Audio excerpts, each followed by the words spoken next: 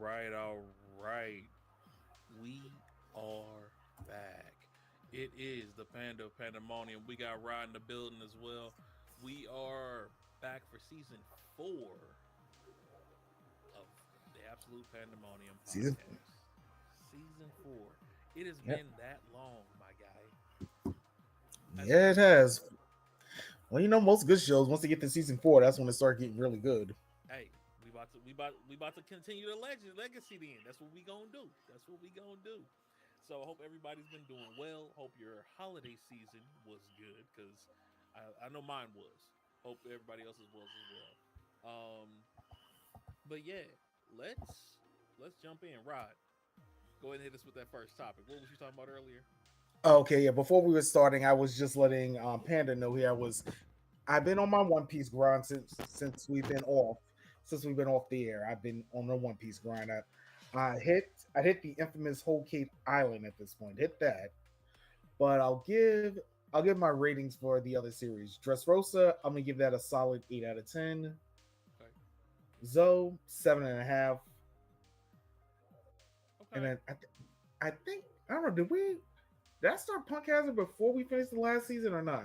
I think I was in the middle of that when we finished last time. Punk Hazard, I think you were finishing it up. What up, Jumbo? What's good, man? Appreciate you swinging through. And Punk Hazard, I think I said was a 7. I remember. I think I said that to y'all. 7. Okay. I can see Punk Hazard being a 7. And you said 6.5 for Zoe. No, 7.5 for Zoe. 7.5 for Zoe. I can respect those scores. I do want to know what was your reasoning for giving it 7.5 though for Zoe. Zoe just felt like it was just a. I know it was a setup arc, but Mm, I think all the stuff with Brooke and the furries and all that just was that got old pretty got fast. old quick. I feel that. Yeah, and I feel it. I feel it. Punk Hazard just went a little too long in the tooth, and I didn't like Caesar too much, so Okay. I didn't like Caesar. Dressrosa was great. The Luffy fight with Don Flamingo, great. Oh yeah. Yeah. Loki, I still wish Sanji would have got the flame fruit. Personally, I thought that would be a good repertoire for him. But I know you and everybody else talked me out talked me down on that one. Yeah. That you will see why later. That is definitely one thing with One Piece is I'm having questions. I'm a pin in the back of my mind, Right. Yep. knowing this series is going to be answered later. So, It's gonna get answered. Yeah. With One Piece, the whole Sanji thing, you will get that answer later.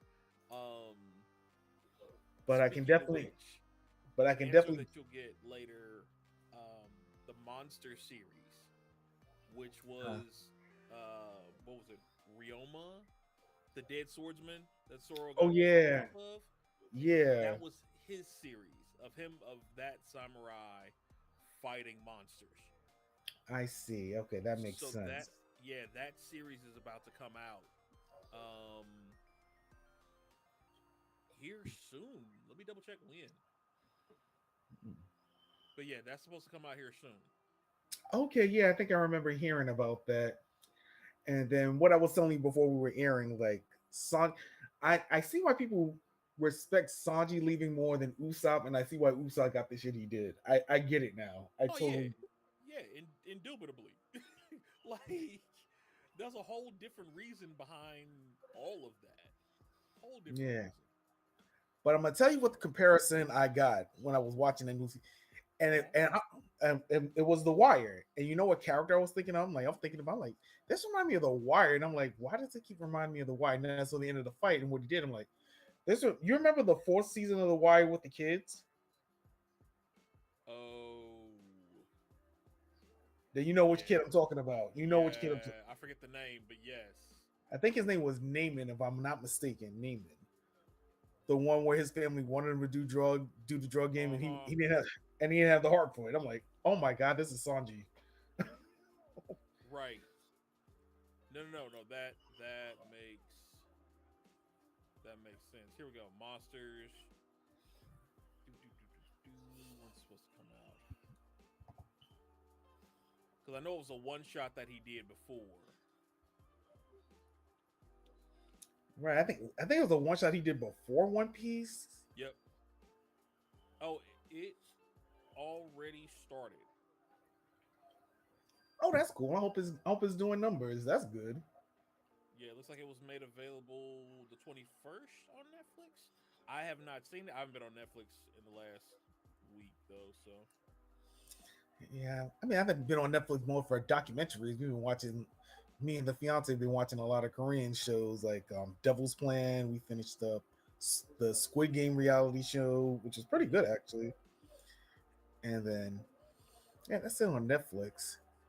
I know I still haven't finished. I haven't watched the Pokemon here Concierge it is. series. I haven't. I wasn't trying to go into it. I was trying to click on it. The more info. There we go. Yep. So it did come out. Oh, 103 that's Mercies, Dragon Damnation, Monsters. oh okay. I gotta watch that then. Yeah, I have to catch up on it myself. I haven't even touched it yet. So yeah, if you need to, definitely check that out because that'll answer some questions for you. Actually, not to stop your role right now that you got going, but if you watch that before you finish Wano, it might help answer some questions that you may have in Wano. That okay. Like knowing because I just finished Wano yesterday. I'm like 7 episodes, like whatever the last 6 episodes are. I haven't done those yet, but I think it just finished the Wano arc yesterday. Oh, that's Um, cool. that I watched, and I'm like, I have a feeling once I watch this, it'll answer a lot of stuff that came up in Wano. Right. That's understandable.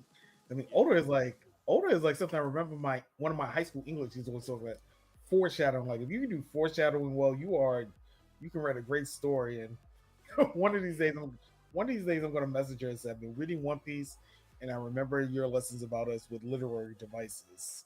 Like, Oh yeah, yeah. Literary devices are definitely he is a master craftsman when it comes to writing. Like no lie. like I said, I wouldn't be surprised if they're teaching One Piece in college courses after it ends. I wouldn't be surprised. You know what? We should talk to Vocab about that. Definitely, it just popped in my head right now. Yeah, we should talk to Vocab about that. Because that'd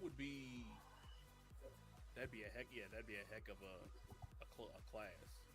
I mean, I know certain classes have done like Simpsons and some other TV Hmm. shows, so it's not out the realm of possibility. Oh, nowhere near, nowhere near. Yeah, no, that definitely would be. That would be. Ooh, that would be dangerous. That Definitely, would be dangerous. because people don't know their literary devices, and this is just a personal aside. I know some people, especially when they're coming to two bigger with Boruto and Dragon Ball Super. I know some people don't have the patience to wait for stuff to be foreshadowed or for all the puzzle pieces to Mm, fall together. I'm not sure how much you're following Dragon Ball or Boruto lately, but Boruto just had their is on their part two right now, and Dragon mm. Ball Super is just in a lull right now because people want to get to Black Frieza, but Shonen Jump just taking their dear sweet time. They just spent the Ah, last. They just like this is how slow the manga's been. You remember Dragon Ball Super Hero, right? The movie. yeah. The manga's been doing that for the last year. So the last 12 months have just been a readaptation of Dragon Ball Superhero. That's what the manga's been doing the last year. Oh wow. And we So yeah, just they're ready for anything new at this point. yeah, they're salivating. Boruto. I'm glad Jay's not around because I know he hates Boruto with a passion. But the end of part one, going into part two. And do you care about spoilers, Panda? Oh, Because go not. for it. Well, they started part two. You find out Sasuke got murked. So Oh wow. Sasuke's he got turned into a tree. That's probably the best way I can describe. He got turned into a tree. So he got murked. I don't know if you remember Konohamaru's group. Uh huh. The girl in her group, she got turned into a tree. Dang. Yeah, and Sara and like the end of Boruto was like one of the main. I don't know if I call her a protagonist, maybe an antagonist. Um, what's her name? Ada. She has this power. She flipped Kawaki and Boruto. So all the memories of everybody switch. So whoever they think Boruto was is who Kawaki is, and vice versa. So basically, they made the teams like Kawaki, like they like Boruto. Like Right. they took they. Okay, got you. So pretty much, I'll let me see if I can simplify it. Think about Like overwrote his memory and put him in it. right. So yeah, you just swap the characters. So like, Got you. whatever events you experience with Kawaki, you instead experience you think Boruto's Kawaki and vice versa. I'm not gonna lie though, is that really that much of a difference? The way the story is going, a big difference. Okay. I had to ask because I'm like, Boruto was a jerk at first. Like, yeah. But yeah, Boruto, like I said, I used to call him Damian Wayne, but he kind of outgrew his Damian Wayne phase. He wanted to be Sasuke, and the way part 2 is end up, he's gonna end up being Itachi. The way this story is gonna end, the way I think it's gonna be, he's gonna be that tragic Itachi. So the question then, because I'm not caught up, so the question for you that I would have is, if he's going to end up being the tragic Itachi instead of Sasuke, the brooding Sasuke, who would be his Sasuke? Sasuke's daughter, Sarada. Ah. Because her dream, Sarada always wanted to be Naruto. She wanted to be the Hokage. She wants to be the first Uchiha to be Hokage. But if she's trying to go again, I'm not sure where I'm not following it. But if she's trying to be Naruto, and Boruto is trying to be Sasuke, but ends up being like Itachi, how does she go from trying to be like Naruto to turning into her dad? Okay. You see what I mean? Okay, I can explain. Remember that move I just said, switch all their memories? Right. Sarada's immune. So she's kind of like Naruto, where she's kind of like the Nine Tails, where everybody doesn't trust what she says anymore. Like nobody, her and one other character from Boruto's class, they're immune to that super move.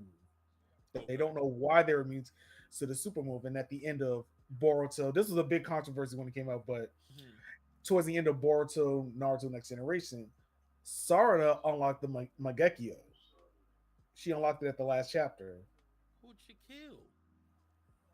Here's the thing: she didn't kill anybody. So she got it without killing somebody? Yes. Okay, wait. Was this after the attack didn't work on her though? She got it. Yeah, she got it because the way she got her Sharingan also was unlocked different than most Uchihas. Okay. Her Sharingan was unlocked because of love. There was a side story. Naruto, I think they did adapted this in the anime. I don't know if you remember the anime episodes where Sarada was trying to figure out who her parents really were. Yeah. Okay, that's how she unlocked her Sharingan. The whole Karen thing in there, and yeah, okay. Hey, Voqab, how's it going? Appreciate you swinging by. Yeah, so she unlocked her Sharingan when she saw Sasuke for the first time out of love, not hate. Love. She did the Mangekyo the same way. She knew Boruto was innocent. She knew because they were saying, because spoiler alert as well, at the end of Naruto, Kawaki kidnaps both Naruto and Hinata. Everybody thinks they're dead, but nobody knows they're still alive. Okay. Sarada, I don't remember if Sarada knows the whole story just yet. She just knows her dad was killed. She asks Sasuke to take Boruto out of the village. And she unlocks on Mangekyo crying, like pleading with her, like, Dad, please, get Boruto out of the village. They're gonna kill him. She was Fantasia crying and everything and unlocked the Mangekyo. Oh, wow, not Fantasia crying. She was hard crying. She was Fantasia crying. That's messed up. Go ahead and lay yourself. She was hard, Panda. She was hard crying, and that's how she unlocked it. Out of a desperation of love, like, get Boruto, get him out of here. Interesting. Okay. Now that I know that, that's gonna make my next question, playing devil's advocate, even more fun, right? Oh, go ahead. I think I know where you're going. Go ahead. So, knowing that that's actually why, my mind originally was saying, okay, she's a typical Uchiha, right? Before what you just told me. Mm-hmm. Did she unlock it because technically her best friend died to her? You know what? I have not heard anybody say that. Does that make sense? That makes total sense. Like if he's no longer the person in their memory that they know, technically he don't exist and is now dead. And since it didn't work on her, her best friend in their world died. Like all those relationships are dead now. That's a good point. I don't think I've heard anyone mention that. Most people think she unlocked it out of her love for Boruto or her love for her father. That's what a lot of people I can think. see it, like, for what you're saying, but, like, that was where my mind was going at first. And then I was like, okay, it still goes in line with what you said about the whole love thing, though. You know what I mean? Like, the love for the friend, she didn't want him to die. You know what I mean? Mm-hmm. And so it still popped up. But no, that's interesting. Yeah, so the only people who knew the whole truth about everybody's memories being swapped at this point was Boruto, R.I.P. Sasuke, Sarada, and I don't know how much. Do you remember the class rep in the anime? Yeah. Didn't she have that power, the Nue or something? Yeah, she's immune too. Her and Sarada, that makes her, sense. and people were like, why is she immune? That they were kind of. Nue is a beast of a creature. First off, like he might as well be a one tail. Yeah, that's probably why everybody say Nue is probably the main reason. Subconsciously, he's probably blocking the effects for her subconsciously, probably. Have they explained what Nue is yet? No, they have not. They still haven't. See, no, that's what I'm talking about. There's some theories. There's some theories there about that. I've heard some theories, but like I said, and then as of the end of the current chapter, someone else is starting to put the breadcrumbs together because of what someone said in another chapter. I think I don't know if you remember Amado from the anime, the old guy that was smoking the cigarettes trying to get his daughter back from the robot. He was talking to the class rep, and he was like, he was unaffected too, but he was just being quiet. And take a guess who overheard that conversation. Who's the one person in Naruto out of all of Naruto's class you do not want to give breadcrumbs to let them figure out an issue? Shikamaru? Yep. Yes, sir.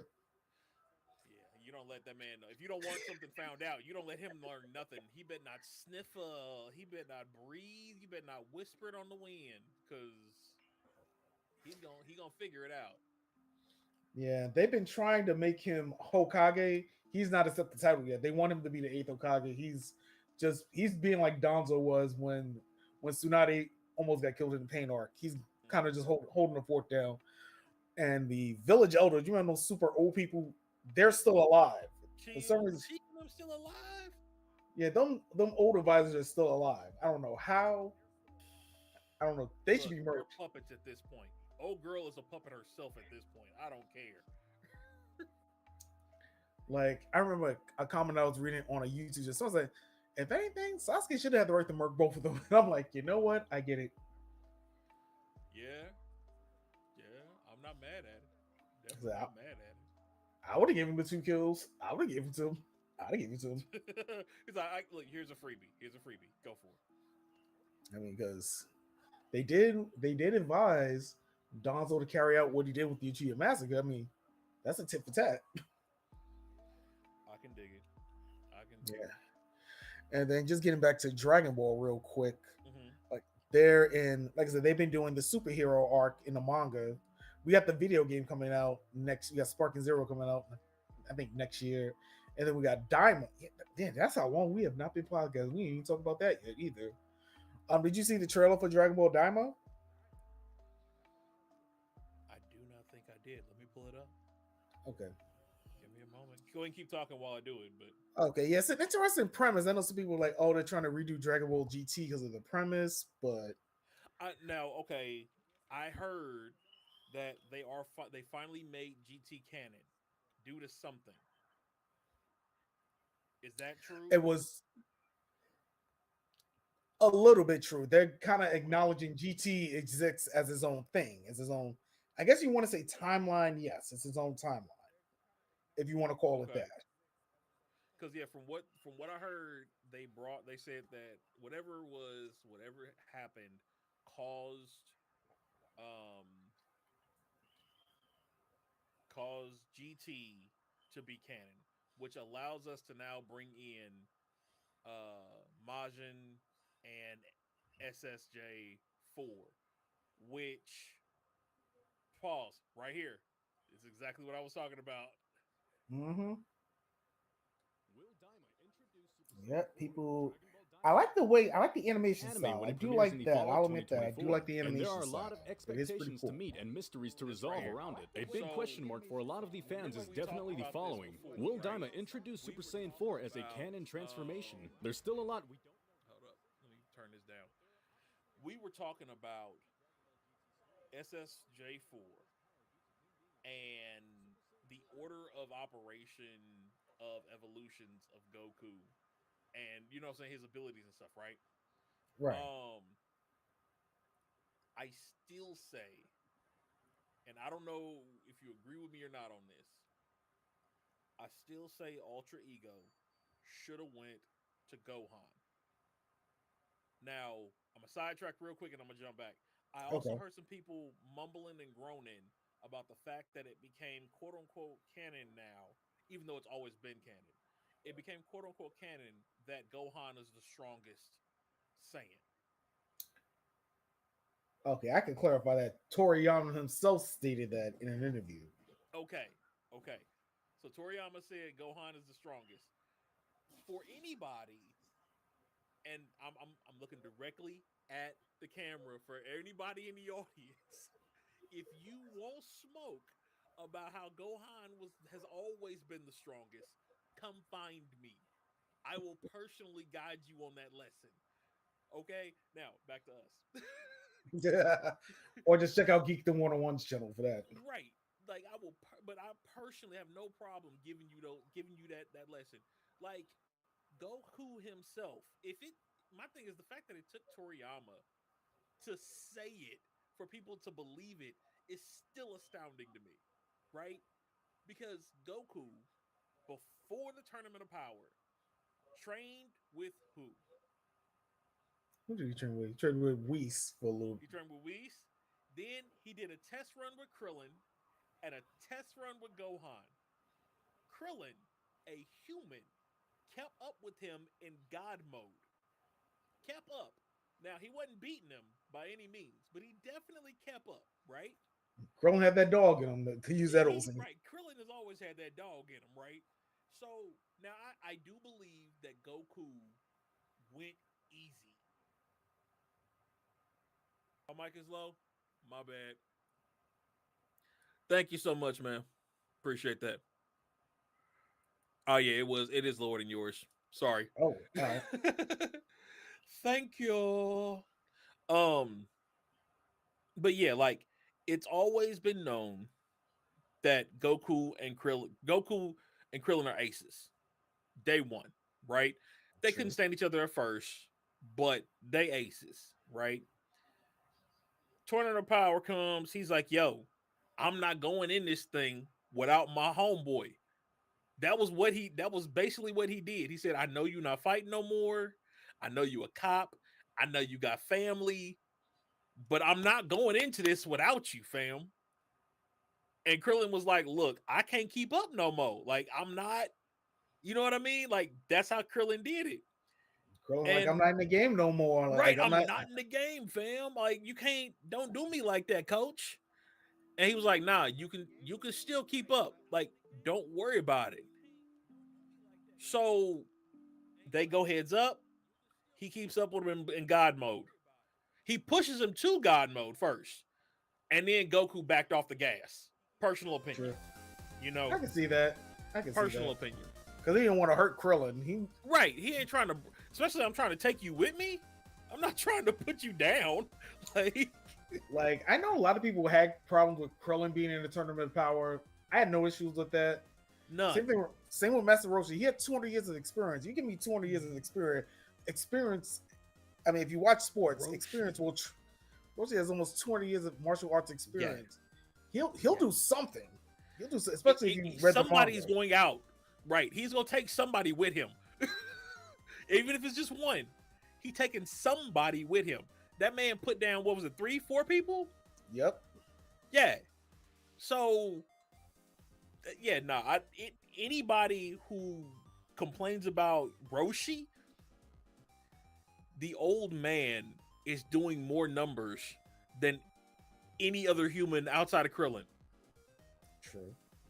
Like, the only other person that was his age that could have done something is if Grandpa Gohan was still alive. True. That's experience. Especially in a battle royal setting like that. I can see having 1 or 2 fighters. I mean, honestly, I know people were mad at Yamcha. I wouldn't even pick Yamcha, to be quite honest. I wouldn't even thought of Yamcha maybe as a last resort, but no. I probably would have went at the perfect cell before I went at the Yamcha. I would have went. Who else? From before Deborah. That's a good what if. What if they did? I would have picked Deborah. If anybody else, I'd have picked Deborah. Finally done with your work for today. Congratulations. Oh, that's what's up. That's always good.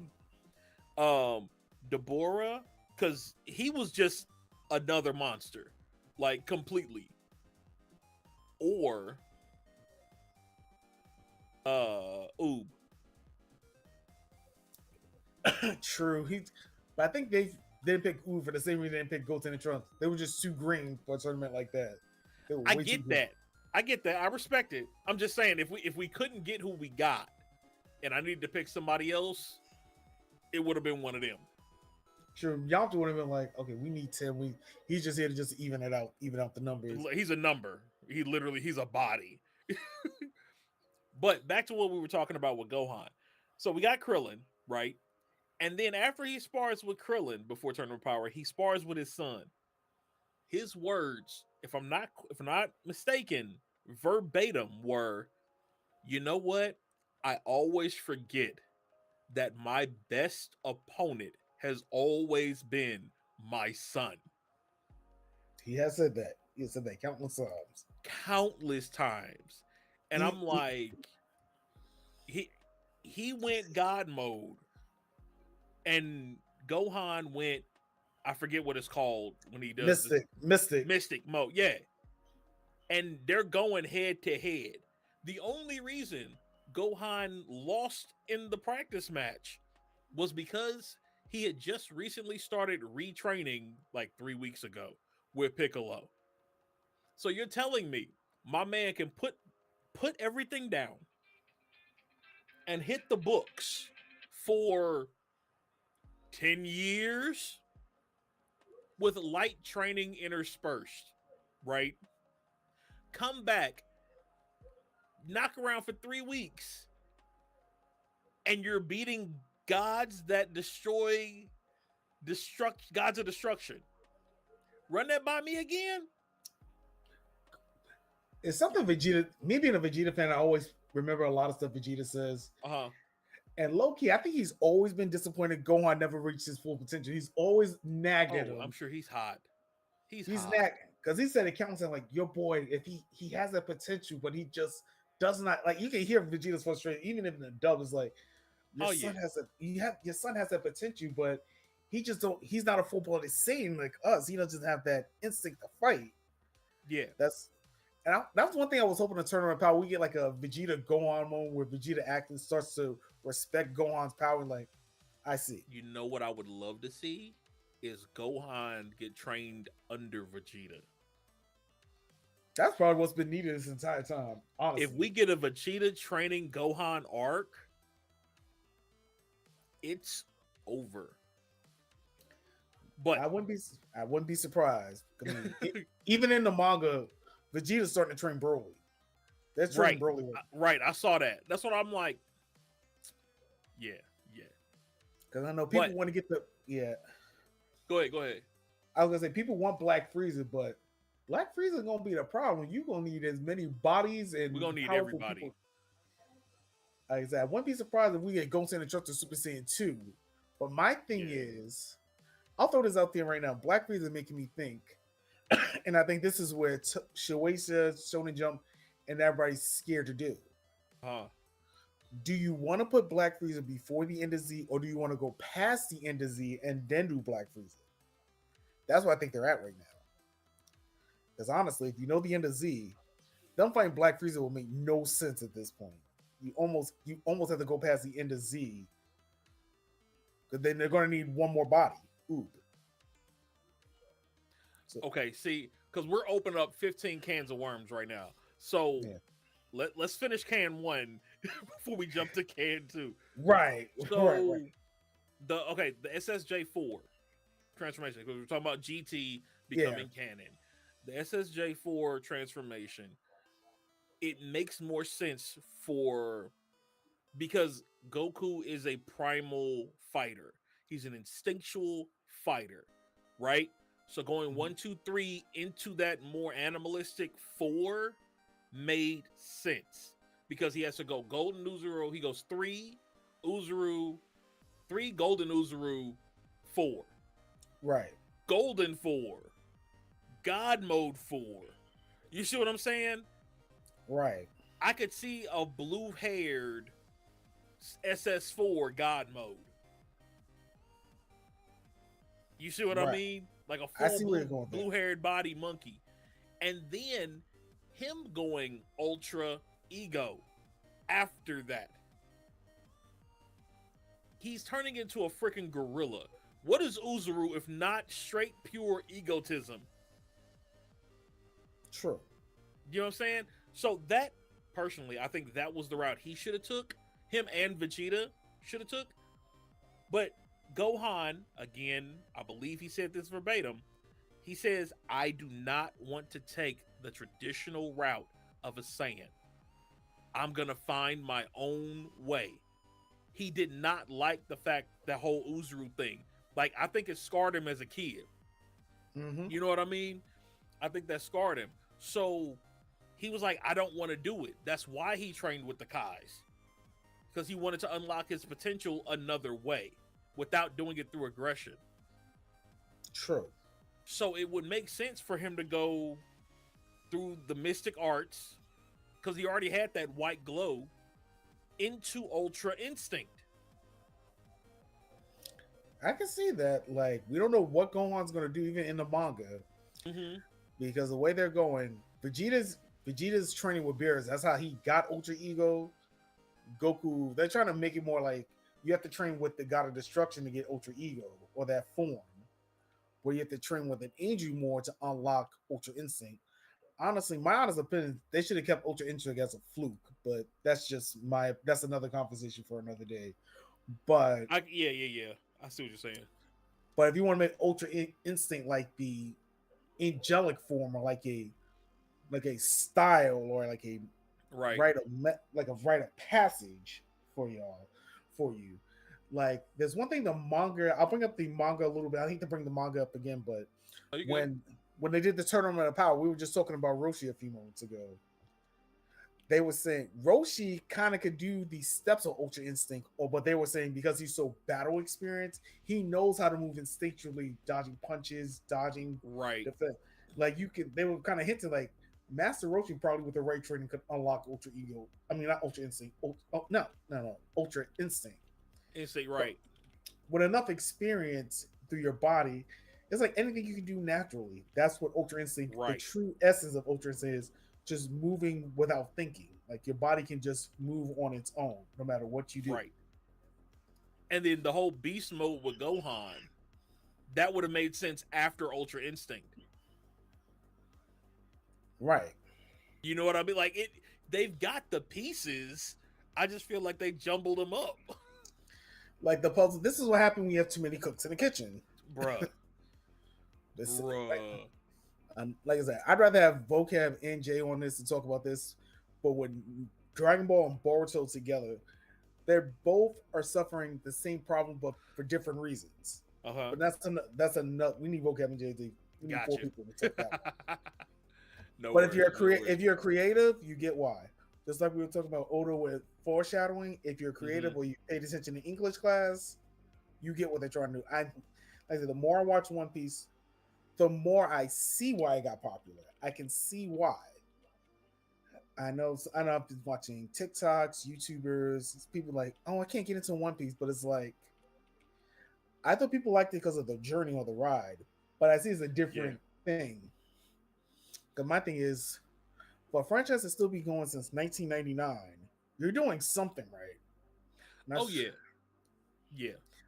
I mean, only franchises and shows I can think that have been on longer than Star Trek, Star Wars, Sesame Street, The Muppets. Price is Right. Like Price is Right, Wheel of Fortune. You know what I mean? Like, yeah, that's it.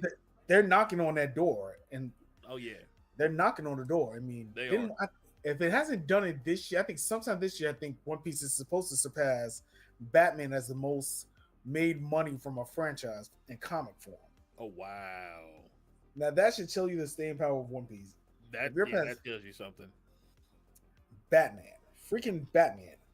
You might say Batman? Yes, that Batman. That Batman. That's crazy. Something to think about with One Piece. Like, you're never going to see a Japanese anime franchise like that ever again. That was lightning in a bottle. I mean, if we're lucky, we will. If we're lucky, because here's the thing. It may not be Japanese, but it might be manhwa, because Solo Leveling just dropped.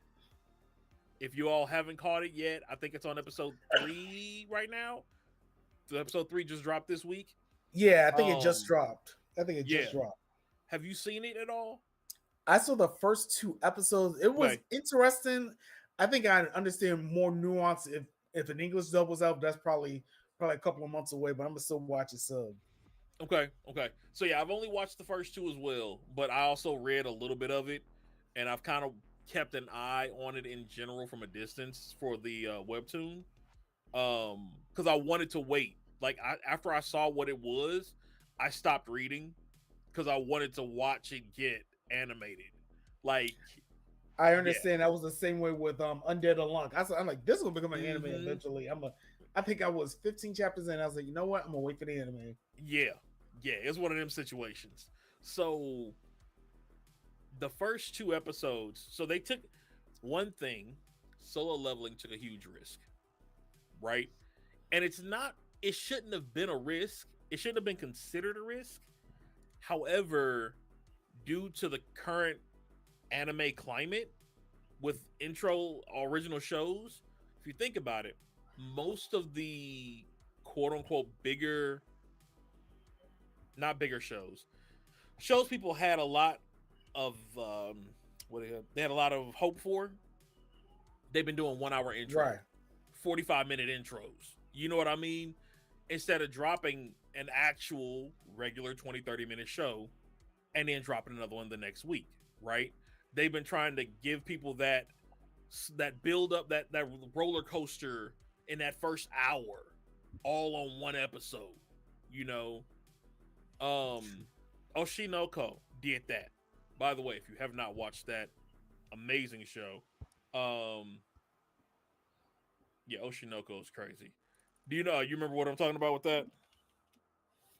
I think so. Yeah. And then look how Attack on Titan did this last couple of seasons. All of them been like what, 90-minute, 2-hour movies too, if I'm not mistaken. Right.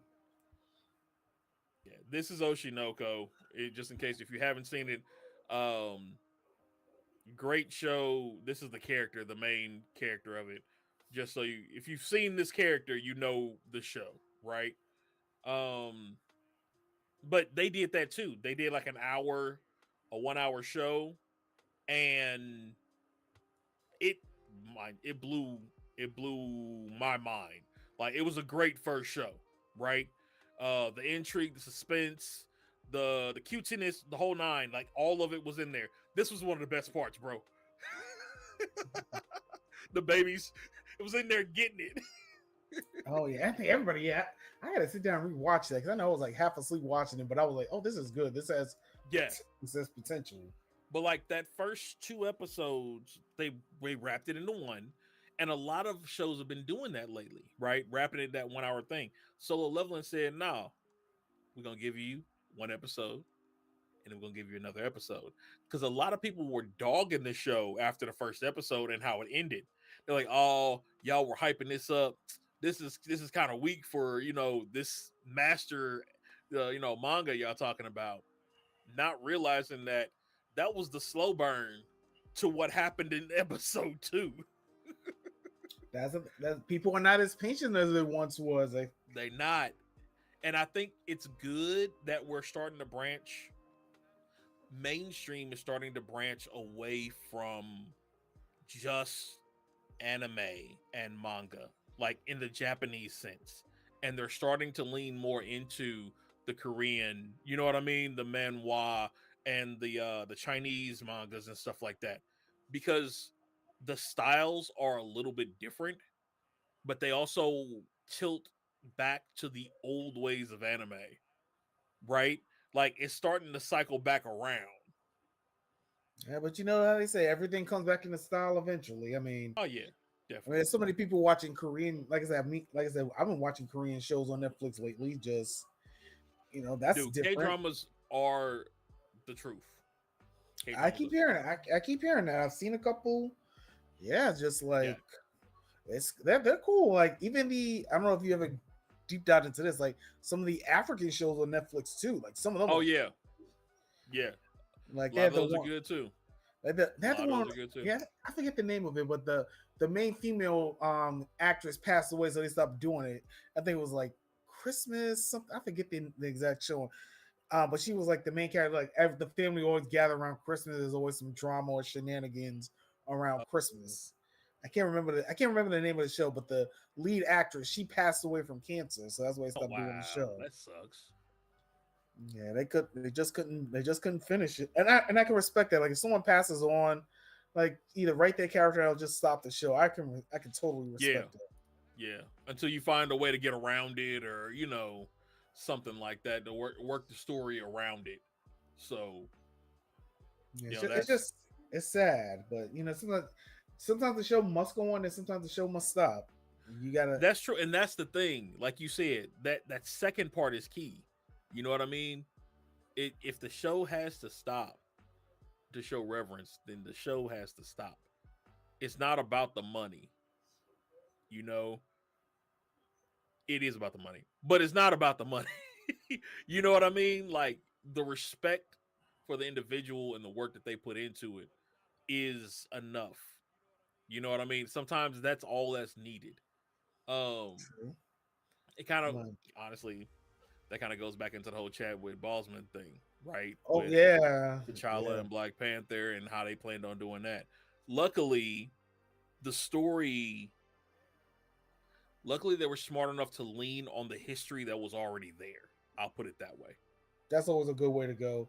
I was watching some TikToks the other day. We were talking about how the reason Big Bang Theory finished because the main actor didn't want to do it no more. I was like, oh, that makes total sense. Mm-hmm. And if you watch Big Bang Theory, yeah, that actor, you cannot do that show without him. No way. But how long had it been? I think they were on season 12 or 13. Right. Like, how much more of my life you want me to give you? I want to do other stuff.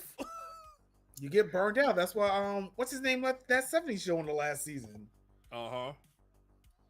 I want to do something else with my life. I know people like to joke about Grey's Anatomy being One Piece for white women, and I enjoy that. Wow. Wow, that's hilarious.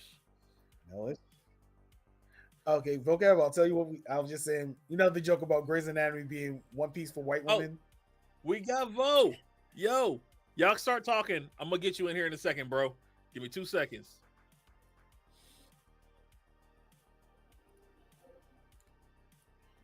Yes, sir. Looks like we got Voqab coming in. The professor himself. Yeah, we actually had a professor topic. Funny you pop up. Right. Oh, we have Pandemonium. Let's get you in here. Hold on. Where you at, coach? Put me in, coach. Put me in, coach. Are we on Pandemonium? I see. We got him. Do we hear him? We hear him. Wait, do we? You in? You in? I mean, where am I in? You in? Where am I in? You're in the new round. Where? So y'all, we got some new technology that we testing out today, and so Vo missed the meeting earlier. I did. I was teaching these fuck ass badass kids. Nah, it's all good, bro. Yeah. Badass kids. How you been? They so bad, bro. I've been okay. This is a stressful semester. Yeah. They got me teaching. They got me teaching 2 classes this semester. Oh wow. And then you gotta remember, I'm also a grad student. Right, you're also a student, right?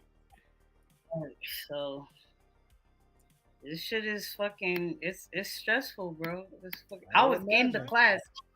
I was in the class teaching, fucking grading their papers at the same time because I'm like, shit, I gotta figure it out. I get that routine set. Figure it out, bro. There you go. Well, we glad to see you. Glad you back. Like I was telling everybody, season 4, bro. Season 4. This is where we own.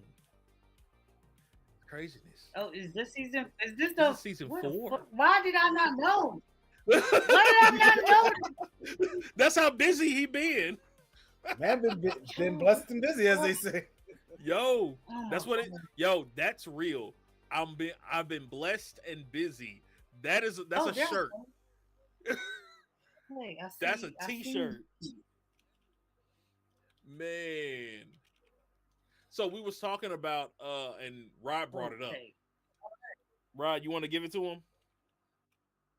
His curriculum. Okay, yeah, what we were talking about. Wait, when did y'all start this? When did the episode start? About what? Like an hour 45 minutes ago? Yeah. We just tested to make sure everything was working. Jesus Christ, I'm late. You good. You're good. Don't worry about it. Well, you know if everything working, it ain't us. Look, hey. Look, today has been smooth though. Today, and has it been though? I'm not even late. Nope. It still's been smooth. Watch this. And I'm not knocking, Rod. Here's why. What did you say at the beginning of the episode? You said season 4 is when everything starts working. What happened? Yeah, it's working. Most season don't, because I'm an hour late. Wait. But you came right on time. Because why? You've been blessed and busy. Don't do me. We in here. Nigga, I've been fucking drinking this whole time. I mean, but when are you not drinking while you're busy? This is you. That's what I'm saying. True. I've been chilling. I was grading papers earlier. Right. I said, fuck it. It's time for a break. I took a break. I ate some fucking Panera bread pizza. Nice. Ooh, that's good. I drank 4 Stellas. Nice. Of fucking two what the fuck that shit called? Bacardi? I don't know if it's Bacardi or Captain Morgan, whatever. Something. But rum. 2 rum and mango juice. And then now another fucking Stella. There you go. Gonna be dumping a night after that. Because Fridays are my off days. So there you go. So I drink Thursday nights so that I don't gotta worry about nothing when I get up in the morning. It ain't gonna be morning when I get up, I'll tell you that. Right. What's up? Got the Fridays off. Gotta be envious of that one. And then it's back to work on Saturday. Never mind. So Rod has said, you need to do a curriculum about the literary abilities of God Oda. Oh. Oh. Yeah. Okay. Yeah, Yeah. like Voqab, you be proud. I've gotten past Luffy versus Sanji. That's about as far as I am right now. You know, it's funny. Fucking Ace called me yesterday, and he said I was grading papers again. I'm always grading papers, bro. And fucking, he was like, "So I'm watching One Piece. You know, I got questions." I'm like, "All right, what you want to know?" And then he was like, "Oh, I don't know if this might be a spoiler for Rod." No, I think where you at right now, Rod? I just got past Luffy versus Sanji. You like to set up it? Thanks, Oh, Vodka. so this, yeah, I do fuck with it. Yeah, this is a spoiler. I'll probably forget. Go ahead. I'll probably forget anyway. Well, he was asking me if because he hasn't reached fucking Luffy going Gear 5 yet. Okay. But he's in Wano when they're in Ogashima. So he was like, "Yo, CP0 just chilling and shit," and I'm like, "Yeah, they're cooling, bro." He's like, "They're just fucking playing Go while everything is happening." I'm like, "Yeah, they don't give a fuck, bro." And he asked me, "This is where the spoiler is." He asked me, he said, "They looking for who's who, ain't it?" And I said, "Well, maybe." I said, "Well, maybe." I said, "Maybe that's why they chilling, because they're on a specific, mission." And then he said, "So is Robin gonna awaken her devil fruit?" And I was like, "No, she's not." I was like, "But you're gonna see another level to devil fruit." Child. You gonna see her definitely hit, Super Saiyan 3. Right. I was like, but it's not an awakening. She don't go God. She's still a Super Saiyan. She's not God yet. I will say, without spoiling anything, Rod. Right. Which, now that I think about it, what I just said is not really a spoiler. It's not a spoiler. Yeah, it's not really a spoiler. When I say it's about to be the Cell Saga all over, as far as power-ups, bro. Literally, bro. Oh, boy. Literally, bro. It's about to be the Cell Saga times... Hold on, no. What saga had the most power-ups? What arc had the most power-ups? Non-One Piece. Like, think of a show that had multiple characters powering up in the same arc. Yeah. War Arc Naruto? I don't know. I'm just throwing that out there off the top of my head. No. Rescue Arc Naruto. When they went after Sasuke. It's like that. There was a lot of facts. I see that. Okay. It's Rescue Arc Naruto power-ups all over again. Let me think if there's anything I could think of. Honestly, I forgot. I forget Robin does have devil fruit powers, but it could. Oh, maybe season 2 of fucking 7 Deadly Sins. Oh yeah. Because in season 1 we knew what the powers were, but like season 2 is when we really saw the power. Yeah, that's when we really saw, and everybody was powering up. Yeah. That's what's about to happen. Fucking antagonists. Fucking everybody. I know I see some clips of Zoro doing some crazy stuff. I know Zoro got a dog in him, and I'm still waiting for that damn idol. Bro. I'm waiting for that damn idol. What? Come on, bro. No, who I'm waiting for. Speaking of which, nigga, I found all 3 fucking Katetsu, Omanji, and fucking Enma for 150, bro. Wow. Like steel? Yes. Oh, I don't do the bamboo shit. Yeah. I got the one, the Kojiro is bamboo, but that was because at the time I needed the Kojiro. I couldn't get the steel at the time. So I got the bamboo Kojiro. But yeah, I found steel 150 for all 3. Oh, with the sash. With not the sash, the fucking the belt that holds the 3 swords. Oh wow, okay. Oh wow! It comes with it and the fucking display joint, like the joint nice. that if The you want to case. just hold it and put it Yeah. up. Not the case, the little wood plank shit. They like you just put it up and you put tree. the yeah. Okay. Yeah, the tree. Yeah, so it comes with all of that. I didn't get it because I just entered a raffle for a new pair of sixes. So and those You are might need that. 200. You might need yeah, that. so Yeah. just 200. And if I hit, they're gonna they automatically gonna take the money out. So Yeah. but if I don't hit, so if the raffle comes back that I wasn't selected, I'm gonna use that 150 for the fucking sword for get them shit. There you go. That's a steal. That's a steal. It really is. What? That's what I said. I said all three, 150. Make sure. And I looked at them to make sure that they was like legit, cause you know they got the pictures and shit. Mm-hmm. I was like, nah, yeah, that's still for sure. I was like, all right, we in there. That's what's up. Makes sense. Yeah, I mean, gotta take advantage of those opportunities. Definitely. Yeah. Cause who knows what the fuck is gonna be fucking next time. Here's the crazy thing though. So the 150 for the 3, right? But to get Shisui as well, it's only 165 for the 4 of them. Nah, you gotta go for. No, I already have Shisui, so yeah, but is it metal? Right, so I don't need to get Shisui, but I was like, damn, I ain't gonna lie, if I ain't have Shisui, 165 for all 4 is crazy. But isn't your Shisui bamboo? No. Oh, that's the metal one you got. Okay. Only Kyojuro is okay. Got you. Everything else is steel. Okay. The only thing is with Shisui, I have to actually sharpen her. Okay. Got it. Because the 2 custom joints are already sharpened, but Shisui, I gotta actually sharpen her myself, and I'm gonna have to do that for the 3 when they come.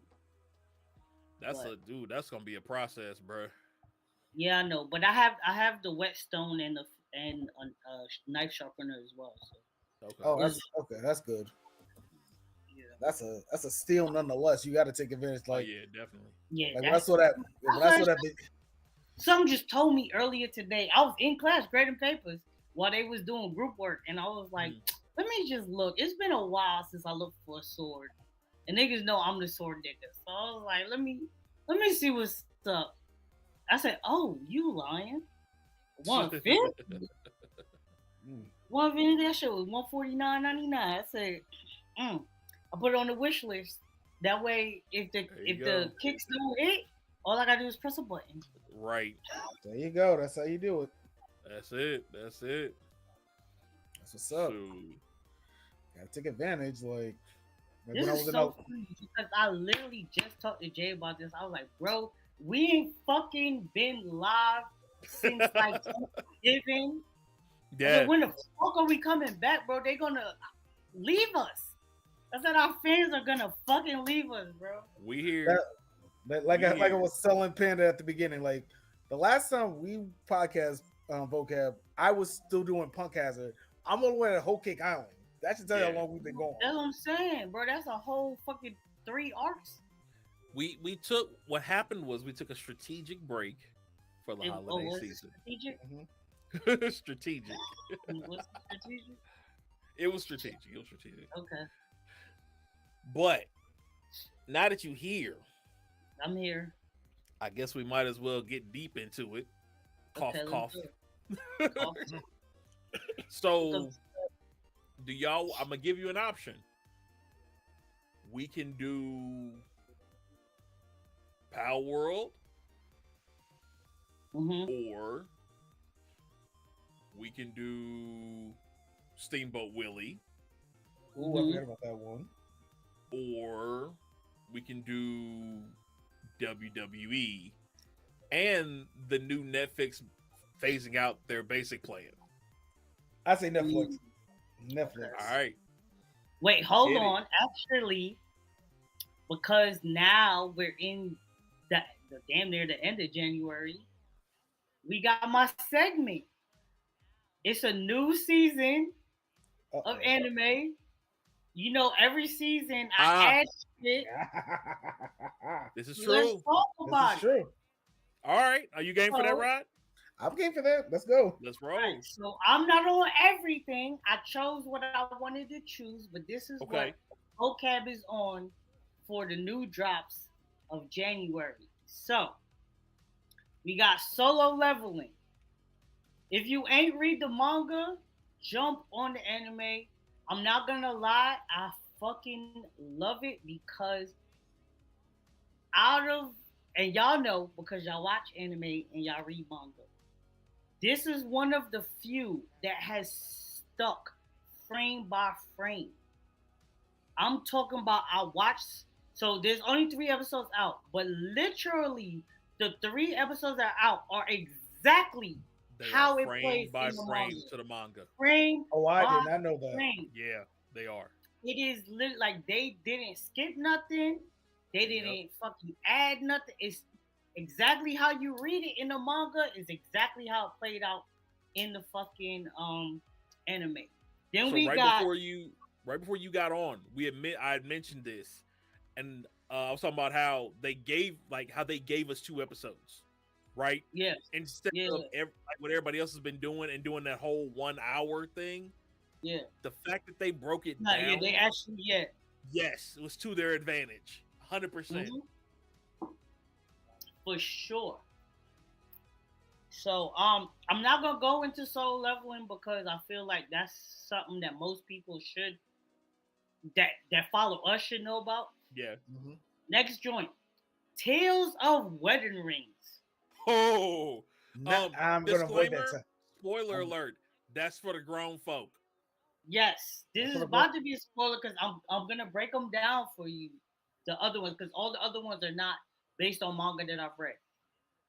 Tales of Wedding Rings. So basically, it's Sekai, but what makes it different? There's no Truckun. There is no death or nothing. Boy meets girl. Boy falls in love with girl. Girl's from another world. She goes back home to get married. Boy chases her and ends up inside her world. Because she also loves him. So let me come back a little bit. So the reason why it's called Tales of Wedding Rings is because there are 5 rings that each grant To power. control them all. And she's basically the main one, but like all rings have an equal amount of power, but she is the ring of life, is the one that she carries. Okay. So she loves him too. He don't know she loves him too. So when he pulls up, she has to kiss the prince from another like empire inside her world to grant him the power. She sees him, is like, oh shit, it's the nigga I actually love, kisses him. He becomes the fucking king of rings. Now the king of rings has a prophecy to fucking beat, of course, the demon lord. Oh wow. She was like, oh, my bad, boo. Smooch. Yeah. He has to get all 5 rings so that he can like actually have all the power that he needs or whatever. So he's only gotten 1 ring so far. He's met the chick with the 2nd ring, which is the ring of wind. Obviously, it's a fucking elf. It's an elf. Cause wind, yeah. So fucking, and that's where we left them off. But when I say one of these days they're gonna let an orc have the wind for crying out loud. That's good. When I say it looked juicy, it is juicy. Now I'm not gonna lie to you. If you know Voqab, I have a type when it comes to anime women. It's always the darker skin chick. Yes. And the fucking thumbnail for the fucking anime is him and then the 5 women that has the rings. And one of them, the beast one, I'm gonna assume this is, I don't know, because we haven't got to her yet, but based on knowing what the rings are, I'm gonna assume she's the ring of fire.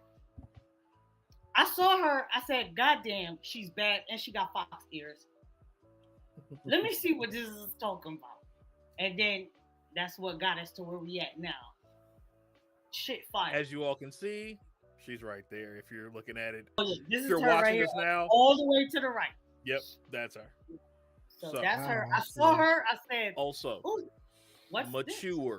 This is not for the young bucks. this? It's Keep not. that in Titties mind. is tittying. I'm not gonna TNA, lie to you. okay? So Titties watch are yourself. tittying. Okay, Oh, so you nipples guys and can. everything. Now it's not no like porno shit, but you know when you get to like, we've all watched anime. When you get to like the fucking hot tub scenes and shit like Yeah. that, be the little fucking mist from the steam. Like, nah, ain't none of that going on here. Nipples is out, titties is titties. Okay? Oh. I was like, oh, we got titties in the building now. Side note, This real is quick, not- now we do need everybody's to gonna lose our recognize panda that vote. phrase. This is probably just a black person thing, but if you watch Wildin' Out, you'll know there are three lovely brothers by the name of Carlos Miller, Chico Bean, and DC Young Fly. And they have a podcast called 85 South. It's Yeah. fire. If you haven't watched it, watch it. I promise you, if you love comedy, these three young brothers are the fucking next kings of comedy. But one of the parts of the show, whenever they see chicks with big ass titties, they start singing "Titties in the Building." We got titties in the building. Yeah, so that's where that. That's Lord, where that that, comes from. that explains a lot. Not that's what you sang as soon as you saw the That's what show. they be singing. They be like, "Ooh, you, hey, we got titties in the building, titties in the building. We got because they're also known for freestyling and shit like that." So Yeah. next That's one, where that came from. The Unwanted Undead Adventure. Oh my gosh, I haven't watched it yet. Is it good? It is phenomenal. Okay. Now, all of them, mind you, every one that I'm about to talk about, they're only on episode 3. Yeah. Like they all dropped at the same time. They all have the same amount of episodes. So, The Unwanted Undead Adventure. So basically, Oh, what I did happens? see this. Yeah. So basically, what happens is we have an adventurer, your typical low rank, but like the best personality guy. Everybody loves him. He's always looking out for everybody. Right, that guy. He goes to a dungeon, finds a fucking like secret path in the dungeon. This is a dungeon. It's always a dungeon that everybody's explored already. It's been documented, everything. Finds a fucking unwarranted path that nobody knew about. Goes in, there's a fucking dragon. Dragon eats him whole. That's it. Oof, nigga dead. Right? He wakes up. The nigga is a fucking skeleton. So if you've seen, hold on, let me scroll down. I watch too much anime, so I gotta remember the name of it. Go for it. But there is an anime. Hold on, let me go down. Where you at, my nigga? Go down there. Why didn't go down Yeah, there? you gotta, Go we down gotta there. fucking scroll. You know my shit. Luckily, I was already on fucking Right. Crunchyroll. But I was literally watching fucking anime when I saw the message. And we're gonna get to what I was watching. But that's gonna be the last one because I was just watching it. Whatever. Where you at, my nigga? Damn, what the fuck are you? I watched too much anime. Yeah. Really Oh. like scroll, bro. Because since we're on lists, I was like, I'll bring mine out after you're done. Most of these Yeah, are on my niggas list is- already, though. Fucking scrolling, bro. I feel like I scrolled too far. Did I scroll too far? Maybe not. Where you at, skeleton nigga? Skeleton nigga, where you at? I'm gonna just call him skeleton nigga for right now until something fun. Which shelter are you talking about? What happened? That's what I'm looking for, so I can get the name of the fucking anime. But I feel like I went too far. What did he do? What did he do in the show, though? He is the main nigga. He's a knight. He's also a Sekai. He's a skeleton. The guy with the holy skeleton? Yes. The holy armor? He has like all white Here, with I like got gold you. and shit. Is a fucking vampire Skeleton bitch. Knight in He another is world. with- Yes, that one. But where This the one fuck right here is it for on my those. list? I got it on the screen right here for y'all. Skeleton Knight. Yeah, let me see another this. very So, yeah, good one. that's it. Okay, that's Yeah. it right there. Okay, so it kind of reminds me of that because I feel that. niggas I can see it. skeleton. Now the premise is not the same, but like just the Right. fact that he wakes up as a skeleton. You know what? Since you brought it up, I'm gonna just give up. Oh, and now I find it. Here it goes. Ah, But yeah, so he wakes up, he's a skeleton, he's like, what the fuck? He looks in because it's a pool of water, like the area that he broke into where the dragon was, it's like a nice little oasis area, but it's inside the dungeon. So he's looking, he's like, what the fuck? I'm a skeleton, whatever, right? His best friend, who he grew up with, is like an academic genius type chick. And literally right before this, they had a conversation where she was talking to him about like evolution of fucking monsters and like how there are some monsters that can evolve through time and shit. She's never like found any case studies or nothing, but like this is what she's like fucking researching at the time. So based on this, he's like, shit, I'm not even skin. I'm bones. he's just bones. Yeah, he was just bones. I can't leave the dungeon. He couldn't even hold a sword. Dungeon, so I need to figure out what the fuck I'm gonna do so I can get back. He's like, oh shit, Shorty was telling me about this evolution shit. Maybe if I kill enough motherfuckers, I can evolve and become a ghoul. Because that was the whole thing, is like some motherfuckers could turn into ghouls and they look like zombies. So they still got like some kind of flesh and shit. And he's like, I can kind of finesse that. So beating the shit out of skeletons, realizes all his powers that he had before. Mind you, remember, he was weak, but he still had like, he was one of very few people who actually had all three elements that he could think, which like, so he has divine power, he has like regular magic, and then he like is a sword person, whatever. So he fucking like, he's beating the shit out of motherfuckers, he becomes a ghoul. A little novice bitch comes in. Now, the fucking novice bitch goes to the guild, and the guild is like, oh, his name is Ranked, is his name. So the guild is like, oh, we have this phenomenal fucking, he's not strong, but he's like the best guy. We'll have you shadow him. But this nigga, obviously, because he died, hasn't been back. Ain't been back. Right, yeah. So she decides to go by herself. This nigga sees her, doesn't know nothing about her, whatever, but goes saves her because she's about to die.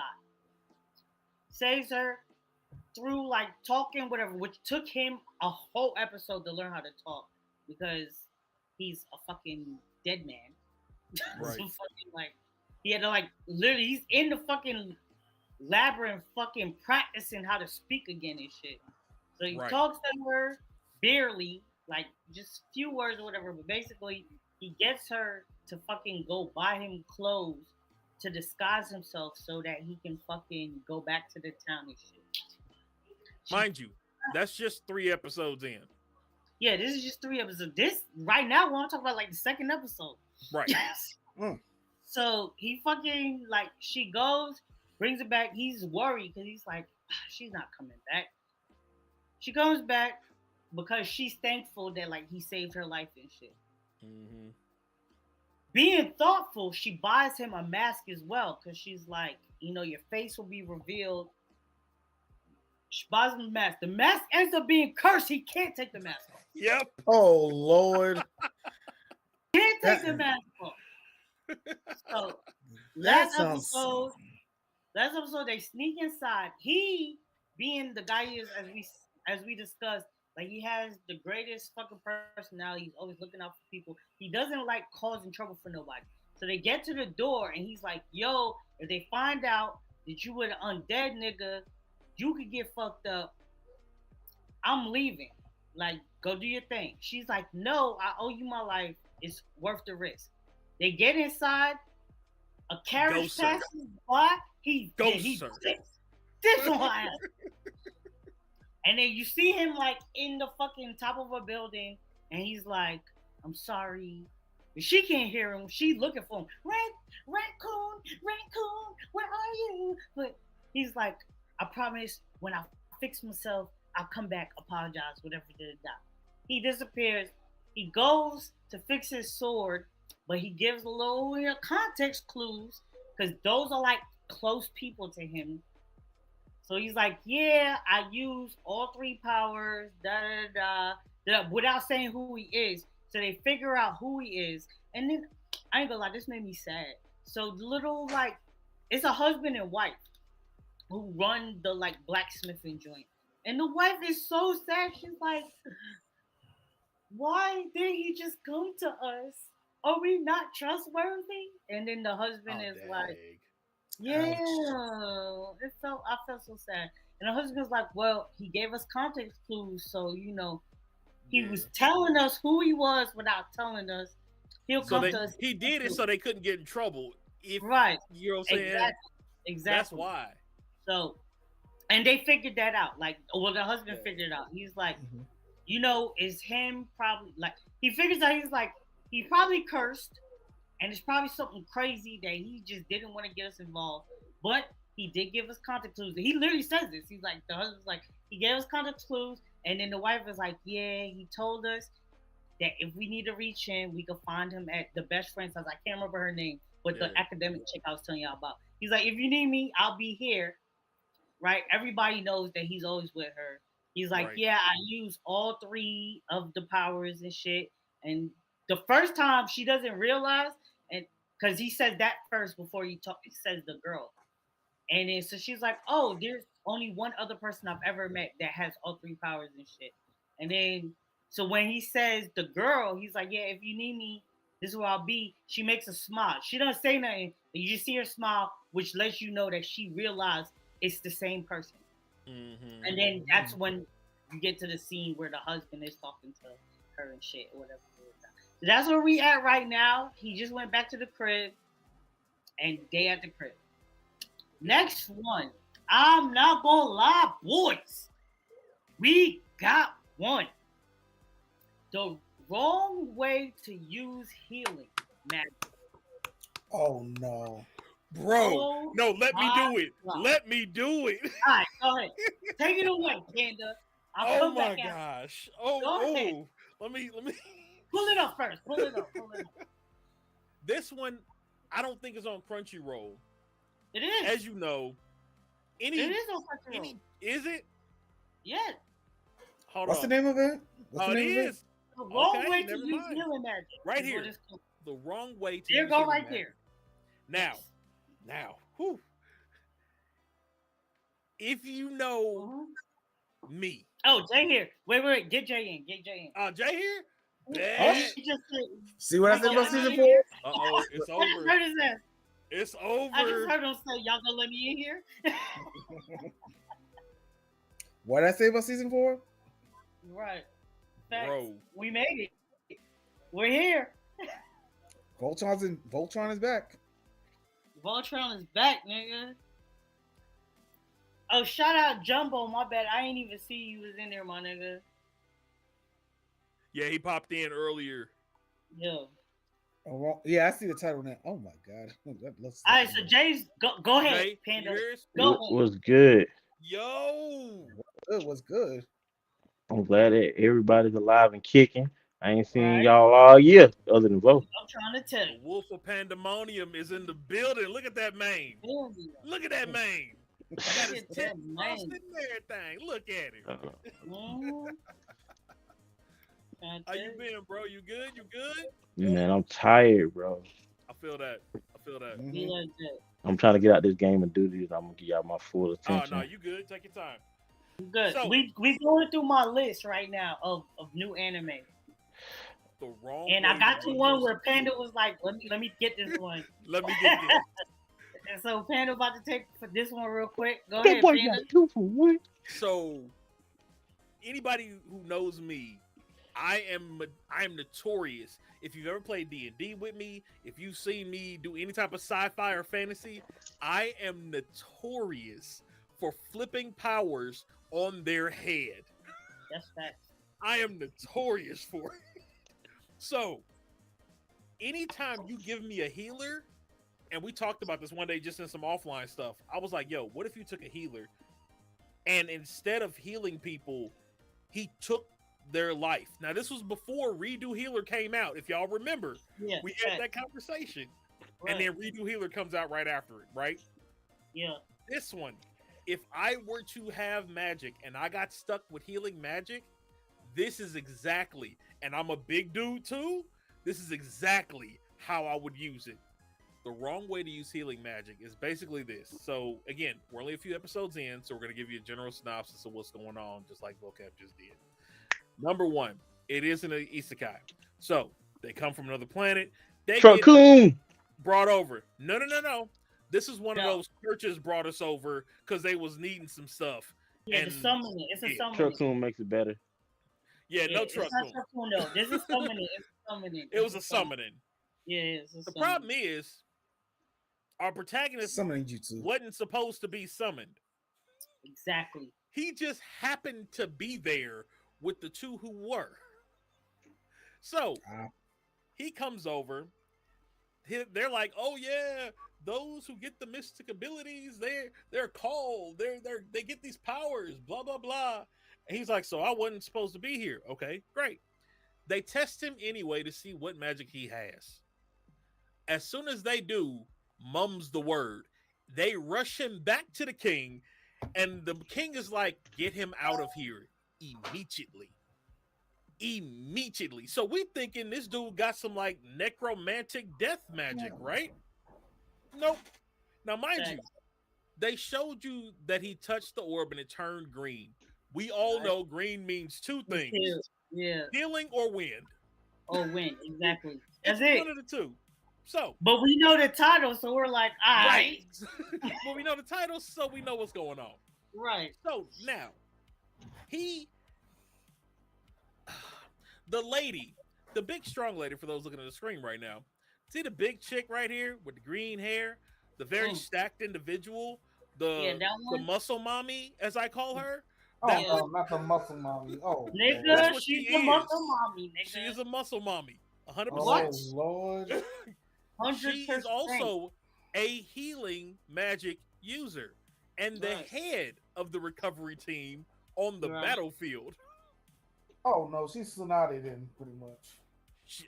Worse. Might be worse. Yeah, might be worse. Mix Tsunade with. Hold it. Give me a second. Yeah, let me think of a good. Mel from Merleona. Yes, Merleona from Black Clover. Oh, yes. Oh no. Tsunade. Yes, yes. That's even better. Yes. Combine those two. That is what she is. Yes. Oh. With a touch of Ursa. Right. With a touch of Ursa. Oh yeah, definitely a touch of Ursa. Yeah. With a touch of Ursa. Yeah. So she kidnaps him, takes him back to the recovery team when she finds out he's a healing magic user. She broke the last three of them. Wait, pause real quick. Broke. Because I don't know if I heard you say this. So, he might have said it, he might not have.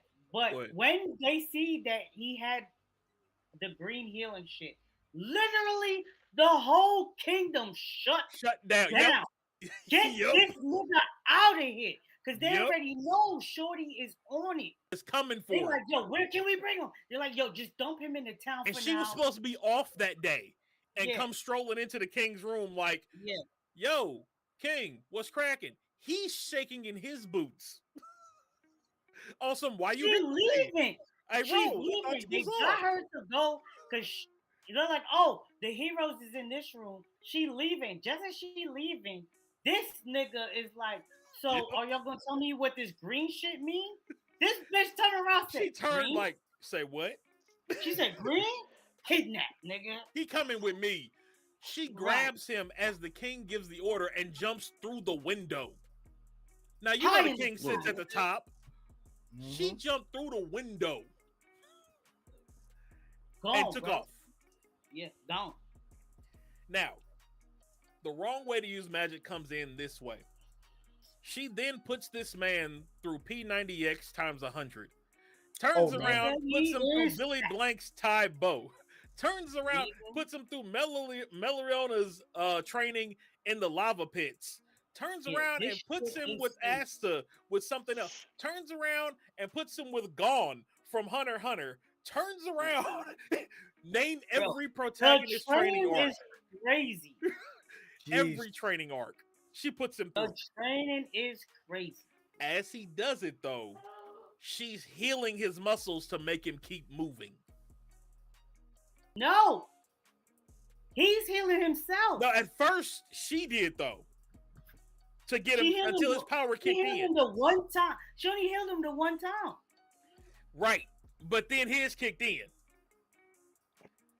So now he's healing himself as he trains. Think of an Olympic bodybuilder, auto healing. Like you got auto heal on your skill set on your controller. Anytime you take damage, you just heal instantly. When would you ever get tired of working out? Your muscles would constantly break down and repair instantaneously. How strong and how quickly could you become a monster? Think about that. This man ran for 24 hours straight. Oh God! Literally. And he was this guy. He was one of these. So he was Steve Rogers before the serum?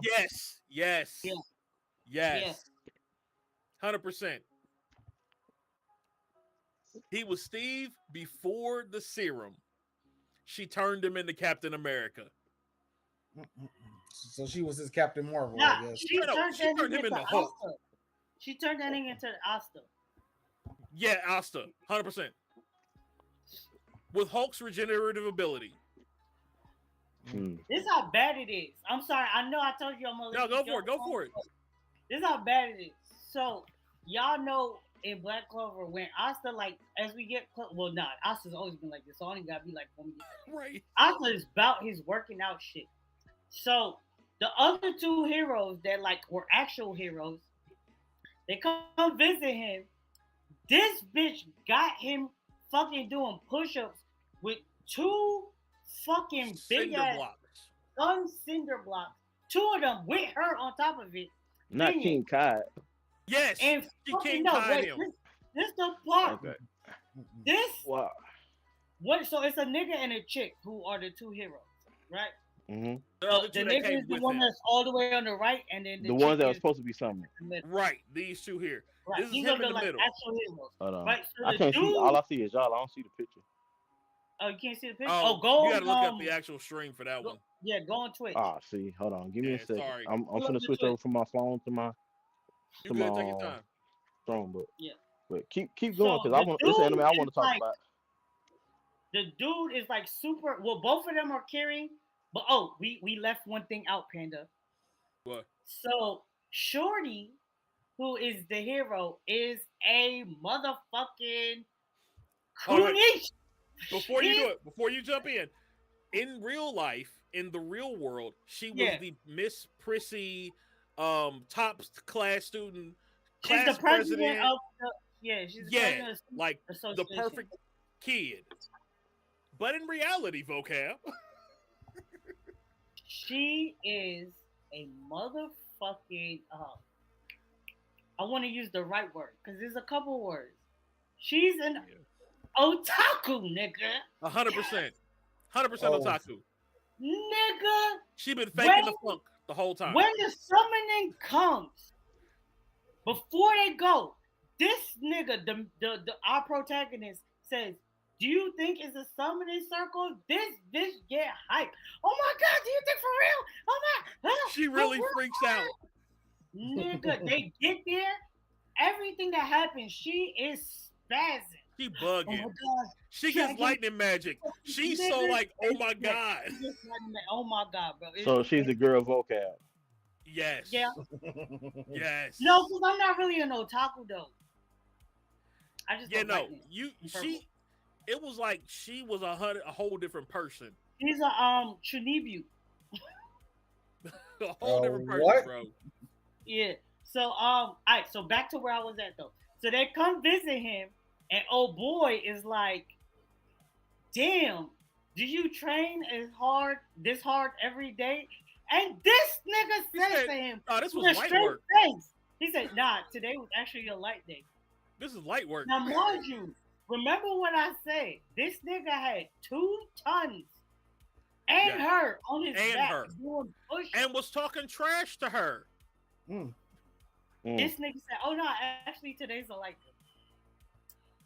And then Shinibu fucking is like, "Oh my god, wait. Can I see?" Lifts this nigga's shirt up and is fucking touching on his abs and does the little fucking jazz finger shit.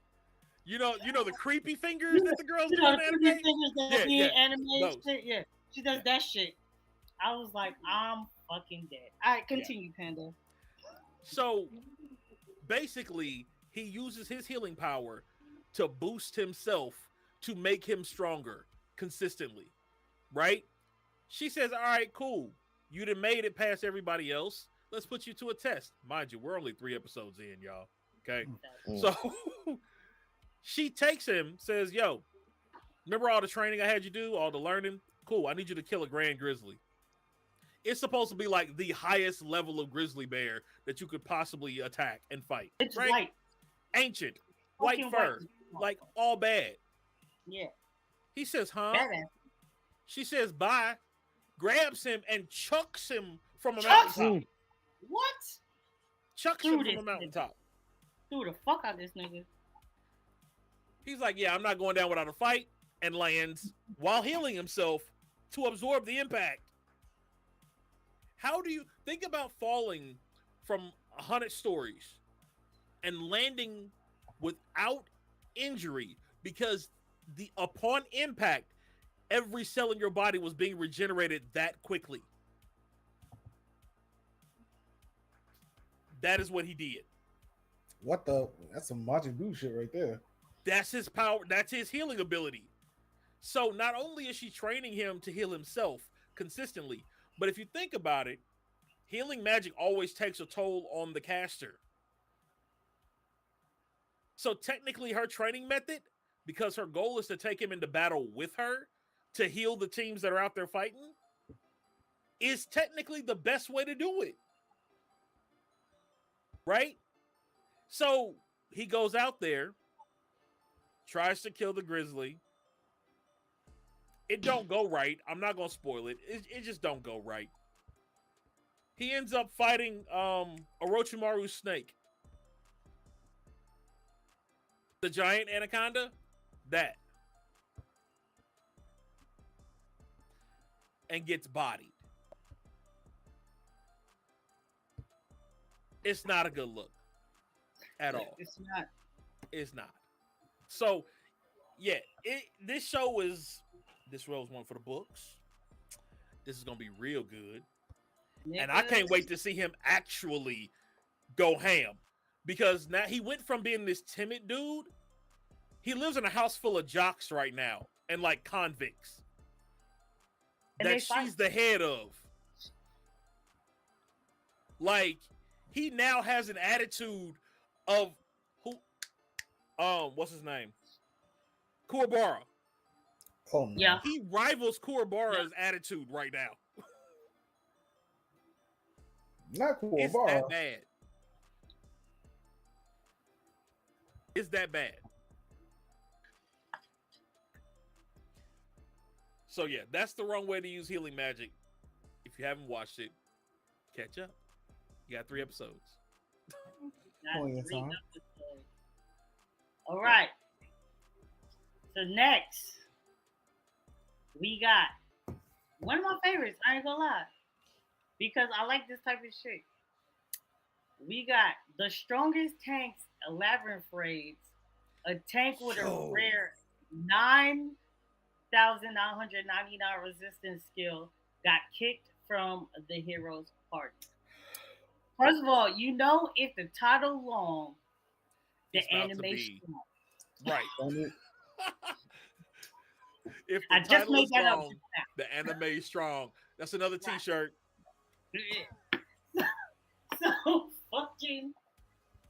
So basically, what we got here is, dude is a tank. So if you play video games or if you play RPGs, because it has to be an RPG. Mhm. You know, you got your DPS. That's your niggas who do damage. You got your tank. That's the nigga who fucking take damage so that you can do damage. His job is to always have the fucking enemy's attention on him. He Mhm. always has the strongest defense. And then you got your like long range mages and shit like that. Sometimes they're not mages, it might be like niggas with arrows or whatever. But you got your long distance niggas, you got your DPS niggas who like up close melee, and then you got your tank. These are tank. Of course, there's a bitch ass nigga, the hero, who fucking thinks he's the shit. It's real. It's real. Yeah.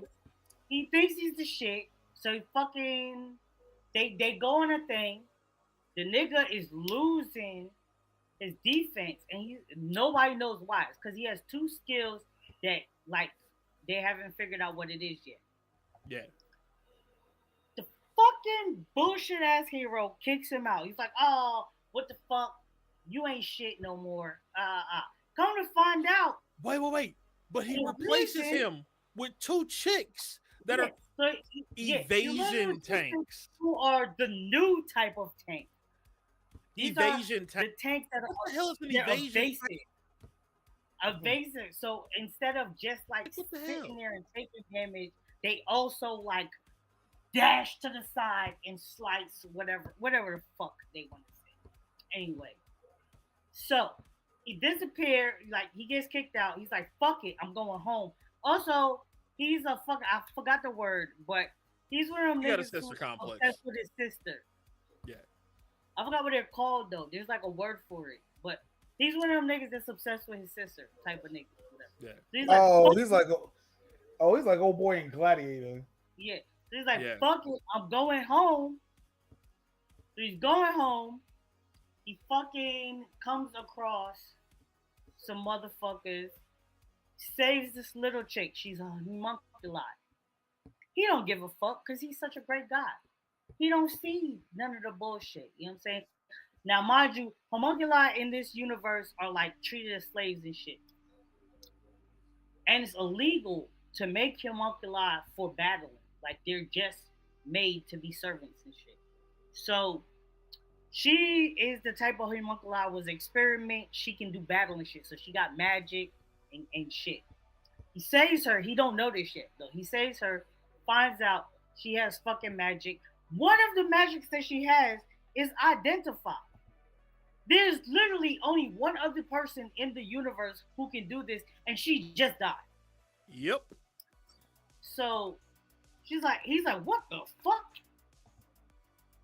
Can you use it on me? Like, I have these two skills, whatever. Come to find out, the reason this nigga was taking so much damage when he got kicked out is because he has a fucking skill that allows him to tank for everybody.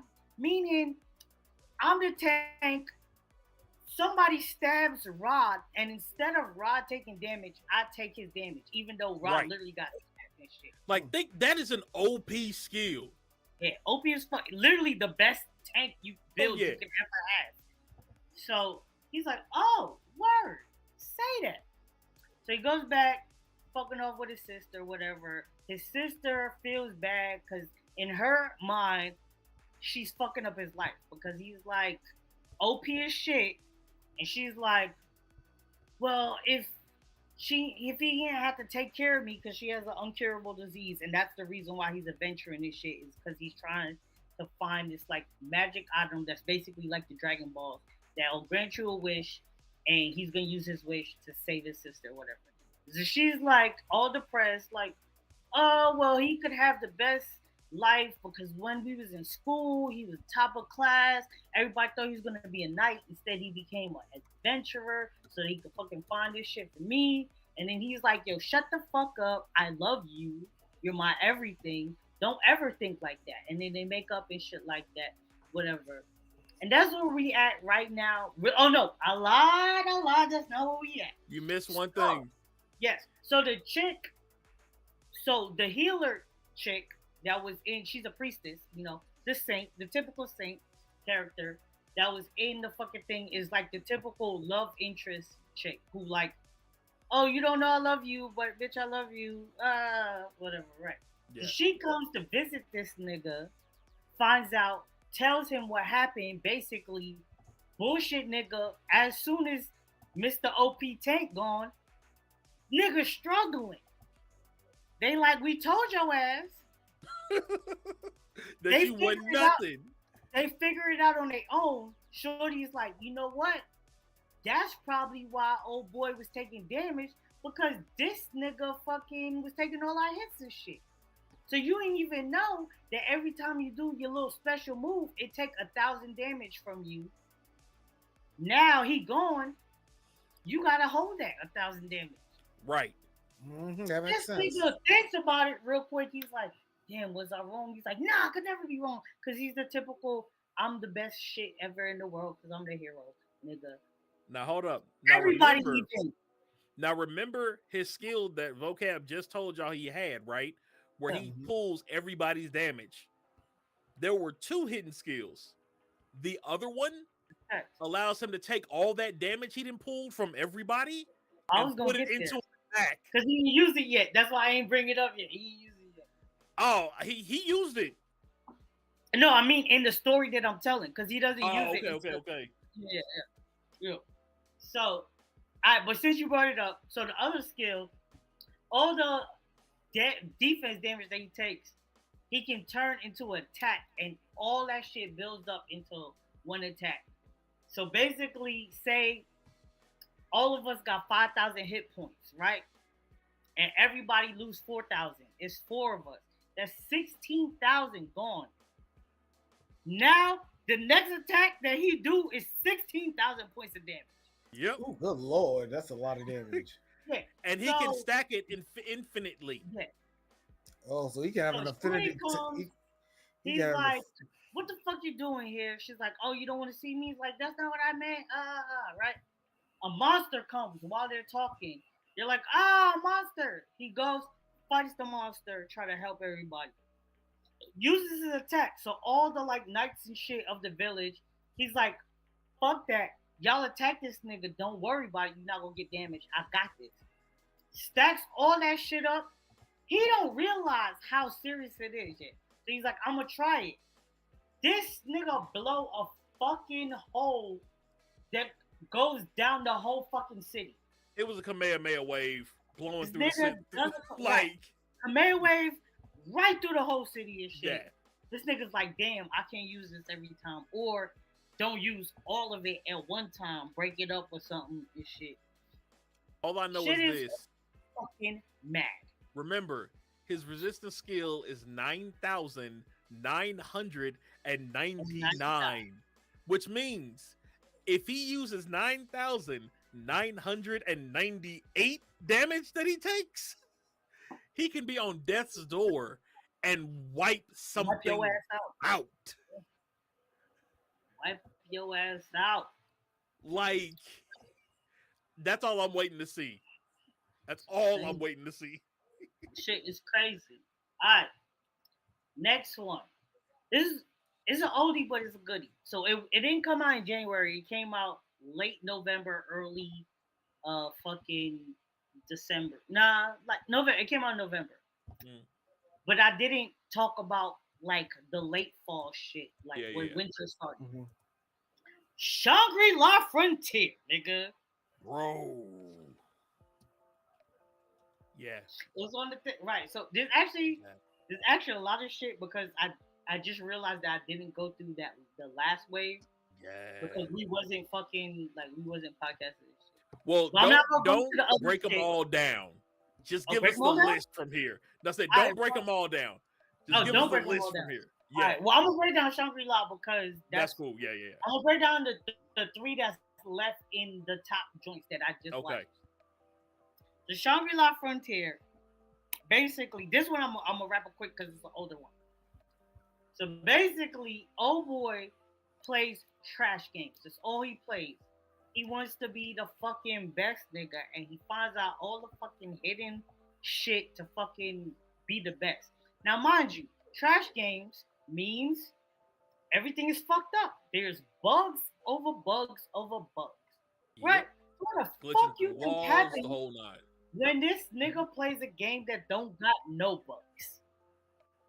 Nigga, now mind you, anybody who ever played a game that got bugs, you know you gotta fucking figure out how to manipulate yourself so that the bugs don't affect you. You can still do your shit. It builds skill. This nigga getting a god tier game. It's like the biggest game of the fucking century and shit. Everybody playing it. He's like, fuck it, I'm gonna play it. With the skills that he's got from fucking being a trash gamer where shit got bugs. Now he's in a spot that ain't got no bugs. The nigga is OP as hell. And he unlocking unique scenarios, all types of wild shit. I actually got a new favorite song because of this fucking anime. The blacksmith? So this I'm gonna tell you.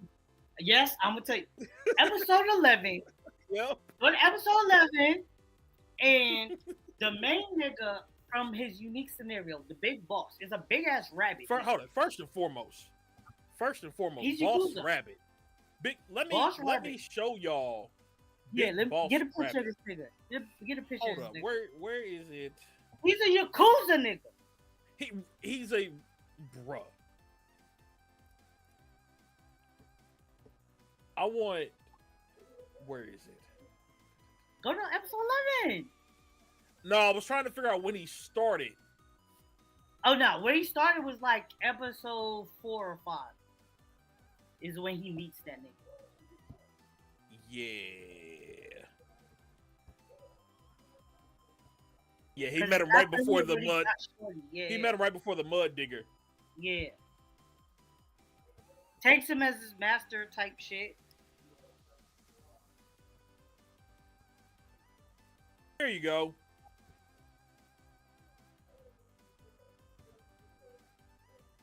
This is Boss Rabbit. Yes. Think There you about go. a 6 foot tall Yakuza rabbit mafia Yes. boss He got one eye. named Vash. His name is Vash. Like Yes, literally. You suck his your name Jimbo? is Probably Vash. not. And he's one-eyed He got one from eye. fighting a wolf.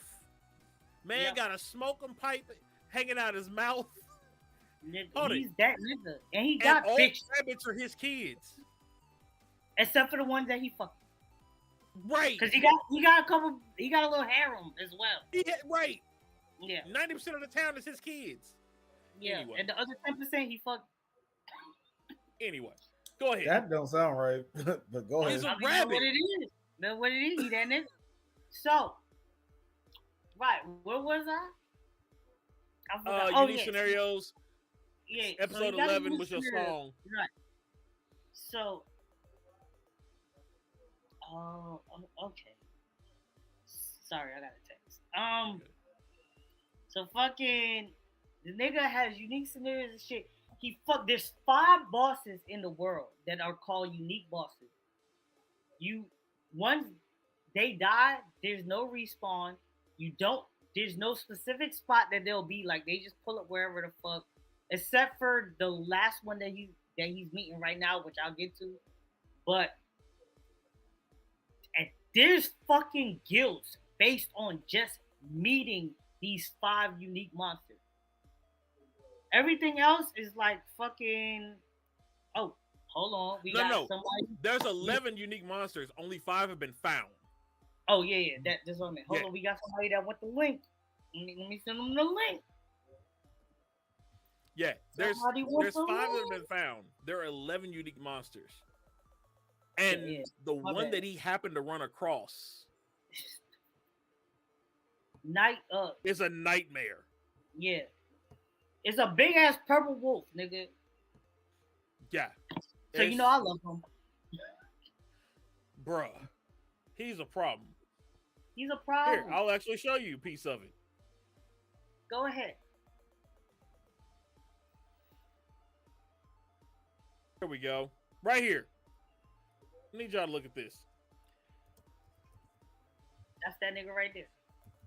That's Sunraku, the main character. Yeah, this nigga with.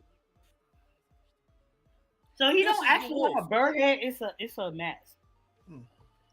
That's the wolf. Like a gun. Nigga is fire, bro.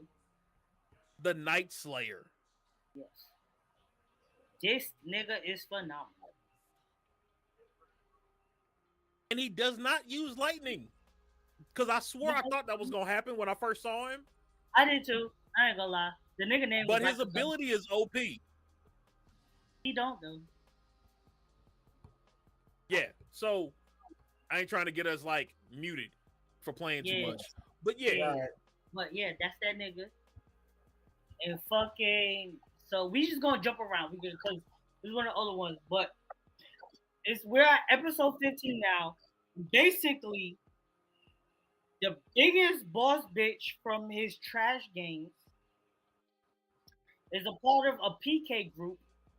If you don't know what PK is, it means player killer. It's a group of motherfuckers who like actually killing all the fucking regular players. And she's like, fuck that. Sunraku and this other nigga who fucking is a professional gamer.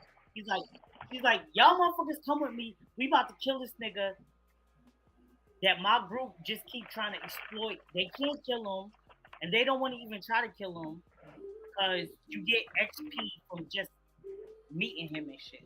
So they've been training. Now where we're at right now, they're about to fight this nigga.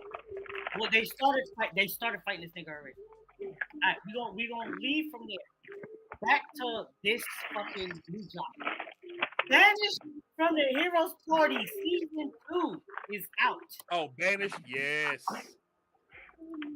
Yeah. If you haven't seen season 1, watch it. It's called, as I said, if the title long, the anime strong. It's called Banished from the Heroes Party. I decided to live a quiet life in the countryside. Basically, I'm just give you a real quick basic breakdown. Basically, nigga sister is the fucking hero. She's stuck in this way. He does everything he can to support her. He gets kicked out. The chick that he fucking loves goes with him and shit. They living a fucking nice life. He brought his sister out that shit too. The nigga OP as fuck too as well. And they just chilling, fucking venturing the world now. Pretty much. Yeah. Also, something that we've been waiting for forever has motherfucking came, my nigga. Season 3 of Blue Exorcist is here. Yes. Yes. I didn't even want to talk about it. I didn't talk about it because at season 3, if you ain't watched Blue Exorcist yet, get on it. I ain't telling you shit. Yeah. I'll give you a premise. I'll help out. I'll help you out just a little bit. You help them a little bit. Go ahead. Episode 1 of season 1. I'll give you episode 1 and 2. Yeah. All right. The sons of Satan realize they're the sons of Satan. And both of them kill demons. I'm just going to leave it at that. All right. That's it. That's all you get. Also, it's worth it. Classroom of the Elite. Hold on, real quick, for those who have seen it, go ahead. Grandpa's the GOAT. Grandpa is the GOAT. In what anime is Grandpa not the GOAT? Grandpa was the GOAT in this one. Grandpa's always the GOAT. He is. He usually is. Grandpa's always been. Yeah. Grandpa always the GOAT. But yeah, that shotgun scene, bruh. Yes, sir. Yes, sir. Also, we got season 3 of Classroom of the Elite. Now, I'm not gonna lie to you. I'm not gonna watch it. Season 2 was enough for me. It's getting, for me personally, it's getting kind of stale at this point. Like, it's getting real repetitive. But if you've never seen Classroom of the Elite, basically, super smart guy manipulates everything to work in his favor. There's a bunch of bullshit going on. Yeah, that's the basic premise. Also, season 2 of Mash Lee is out. That I haven't started it yet. I think it's 3 seasons. Marshall. I mean 3. Marshall. Wow. I call that nigga Max Lee, nigga. It's not Max Rock Lee. Lee, my guy. Nigga, you can't stop. I mean, he's Oscar and Rock Lee all in one. Right. Right. But fine, Marshall. Magic and Muscle season 2 has dropped. We out here. Yeah. All right, back to the episode. More Back to cream your puffs. regularly Look. scheduled program. More cream puffs, right? More cream puffs. That's right. Cherry puff. Bitch. You trying to hear your ass, nigga. So, Y'all are I have a nerds. question Yes, sir. because I came in late. Did we talk about Undead Unluck yet? No. Feel free. No. Yo, I've only watched the first 3 episodes. I love it. So in this world, they have powers. So pretty much think of it like quirks, but not everybody has them, right? Mhm.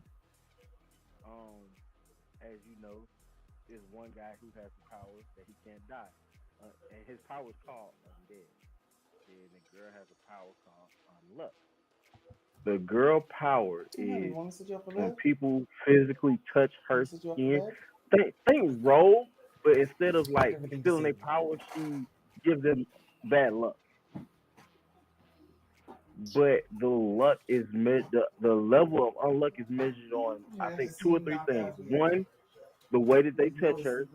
2, how she feels about the person, and 3, how long they touch her. And this is all I figured out in the first 3 episodes. So if she cares about you or genuinely likes you, the luck is worse.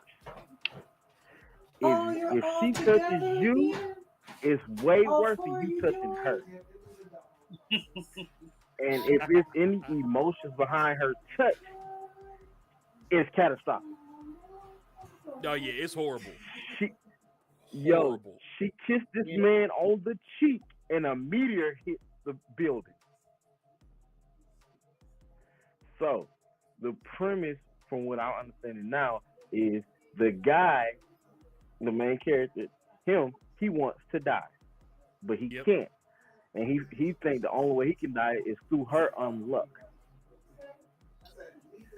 But after he's trying to figure out how her power works, but she's not telling him until she finally explains a little bit more.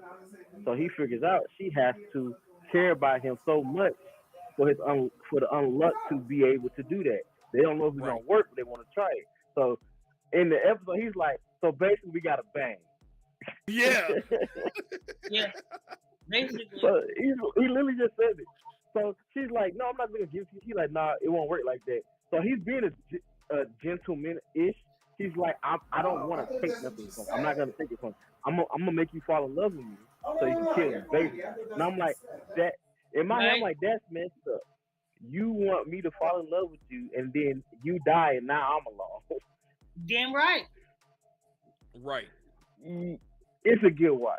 Just the first 3 episodes, the artwork is amazing. Yo, the powers, it's other powers too. Those are just the main ones we're looking at. No, yeah, Undead Unluck is definitely it's going to be one for the record books. Bottom line. For sure. For sure. Bottom line. Did they say they're canceling Zon 100? Because I like Zon 100. I don't know. I haven't heard anything about it as of yet myself. I heard that too. Yeah, That's it was actually really good. I was, I'm cool with it. It's okay. It wasn't what I thought it was gonna be. It's right, same. It has so much potential, but it still was decent. It's not, it's not bad, but it's also not fun. It's cool. It's cool. So I just want to tag some name. I'm just name dropping right now. I'm not gonna explain. I'm just gonna name drop. Uh-oh. Y'all Name ready? drop. Uh-oh. Yeah, if you have not seen any of and and before I start this, you didn't drop the anime? We name if dropping anime. If you don't say one, I'm gonna throw some in there. No. This new season. Just new season. Yeah. That's what I'm going. I will say this, and y'all can. I'm pretty sure y'all can vouch for this. Oh. This season, this freshman class coming out has the most bangers I have seen in at least 10 years. I've counted at least 17 bangers that are dropping this freshman class, and I'm about to run through all of them. Go ahead. We're not including the ones that he already mentioned because right. them are part of the freshman class too, right? Yeah. So include those. So wait, you saying 17 more? There might be 17 more, but at least 17 total. Okay. Oh God. The Witch and the Hold on. Beast. Yes. Okay. Is one. Yes. Brave Bang Bravern Yes. is another one. Chain Soldier is another one. Delicious in Dungeon is another one. Oh, I ain't heard that one. Delicious in Dungeon. Oh, dude, you're gonna love that one. You're gonna love that one. It is mature. FYI. Gotta get back to your Is there head. titties in the TNA. Is titties in the building? Bruh. Okay, titties in the building. Now, mind you, these are just the ones that I've seen. There's a couple that I haven't looked at yet, right? Yeah. So I'm at 5. Let's see here. Another one, right? Bottom tier character, Wait, Tomazaki. pause real quick. Another Nigga, one. it's too far, Ace. It's way back there. I'm not climbing on the bed to get it, bro. Oh, you're talking about the swords. Have y'all seen this one? Yeah. Yep. Yeah, I seen it. Yeah. I know you seen it, I'm bro. over there to get it, bro. So, number 5, Okay. bottom tier character, Tomazaki. Yeah. Sengoku Yuko. Yeah. We said Undead Unluck already. Where are we at here? Tsukimichi Moonlight Fantasy Season 2 Season 2 came out. I was gonna say I didn't get around to it. Sin Duality Noir Season Yep. 2. I Yep. did not know about Season 1. What? It slaps. It does. High Card Season 2. Yeah. We I already watched said the one. Tales. She already said Shangri-La. Mr. Villain's Day Off. Yeah. Dark Gathering. Honey, humorous as hell. Oh yeah, definitely. Dark Gathering. Yeah. Monsters. Oda. What else? I'm skipping over some because the Strongest Tank we already did. Mashal. Ragna Crimson. Yeah. Buchigiri. Yeah. We already said Solo Leveling. Yeah. I wonder. I missed that one because I gotta watch that. That's on that moved up to the top of my list. Oh yeah. Goblin Slayer Season 2 is finishing, so it don't really count. Yeah. In the list. You already said Undead Unwanted. Under the luck. Yep. Shaman Undead King Unluck. Flowers. No, Unwanted Undead is what you're talking about. Unwanted Undead. That's on different name. Oh, that's right. Two It's different. different, it's different. My bad. Yeah. My bad. I talked about that one already. Yeah, you talked about that one. All right, that's my bad. We already said Shangri-La, Frontier. Yeah. Returner's Magic should be special. I was gonna say it. There's So some your more next season one better twos. be what I think it is. There's some other season 2s. Rising of Shield Hero 3, of course. Yeah. JJK 2, of course. I'm waiting for a specific one. Let's see here. I'm trying to see where else. Start I'm with going a through B. my list. It start Hey, with a B. hold on. What? Wait. While we're on JJK. What? While we're on JJK. Alright, while you talk about JJK, let me go fill my drink. All right. Went so hard. Oh, it will. Oh, Only yeah. reason I'm not gonna tell y'all what happened with it because Lo ain't finished it. I need him to go to finish it. I haven't Because, finished yet. I'm like 2 or 3 episodes behind myself. yeah, I need y'all to finish.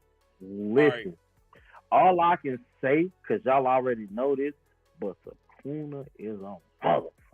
Oh yeah. Oh yeah. So, I mean, Sukuna has officially made it to the top 3 villains list Oh on yeah. my Definitely. personal list, Definitely. if not number 1. And that's messed up because my number 1 villain, I never even watched the anime. I just heard about all the stuff he done, and he's number 1. Who? And I'm talking about Dio from Oh, JoJo. deal. Yeah. yeah, I can see it. I don't know how he made number 1, and I've never watched more than 4 episodes of JoJo Bizarre Adventure, and he's still number 1. Okay, so I got Sukuna 3 might- left. Sukuna might take the spot. All right, Got what 3 do you left. got? Eminence and Shadow season 2. Okay. A playthrough of a certain dude's VR MMO. My bad, Yes. not 3. Bullbuster was amazing. Okay. Overtake was awesome. Berserk Yes. of Gluttony. And There you Hellic. go. That's what I was waiting for. That's what I was waiting for. And Hellic. Yes. Now, I'm going to stop there. I think I'm going to stop there. Good idea. Yeah, I'm going to stop there. Because, You stop there? oh, and Psychopath's Providence. I'll stop there. That's where Now. you stopping? I'm going to stop there. Now, You stopping that's there? not including, remember, I hit 15 right there. Is that where you stopping? That's where I'm stopping. I This didn't is what I'm include. picking up. Under Ninja. Wait. I didn't include all of the Chinese anime that dropped. So we're not gonna go into that, but go ahead, pick it up. Under Ninja. Ah, Mushoku Tensei Jobless Reincarnation Season 2. that's true. Kingdoms of Ruin. Yeah. Protocol Reign. Yep. Hold on, let me scroll real quick. He said the revolver. I'm not gonna lie. I did not know there was a part 2 to season 1 of Jobless Reincarnation, so I'm way behind. I missed the whole part 2 of season Reign 1. of the Oh, yeah. 7 Spellblades. Oh yeah. Classroom for Heroes. Yep. Liar. Yeah. Ayaka. Dang yeah. Yeah. So, This one might not be for everybody. Rent a Girlfriend Season 3. Rhythm smooth. hold on. Wasn't it speculated that we're getting another season of High School DD? I heard There was a- speculations. I heard that. No, I don't think they'll ever. That'd be mad. Well, I I don't heard. believe it until I see don't it. either. I kind of want that. I'm sorry. did I'm hear- I sorry. want Listen, it. I Look, did hear the wait.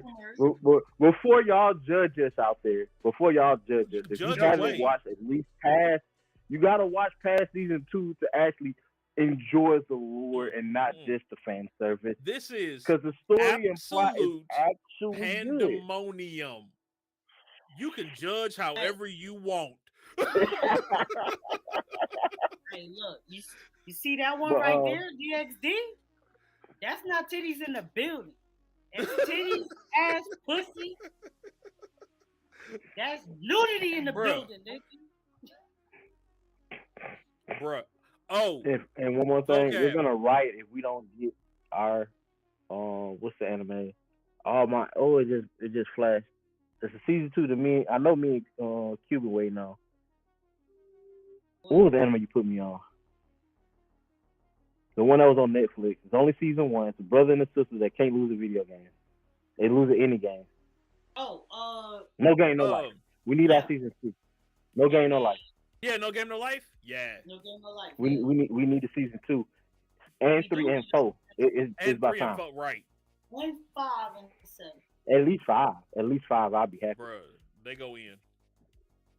I'll be happy with 5. But Crazy. One Crazy. Piece is just taking a If whole you nother realize- thing, man. Anime is life. Oh, yeah, definitely. Oh, hold on. Rod just gave me something here. Let me pull this up for us. Garrett Morris is getting his Walk of Fame. Heck yeah. Yes, sir. The OG Ant-Man. The OG. OG.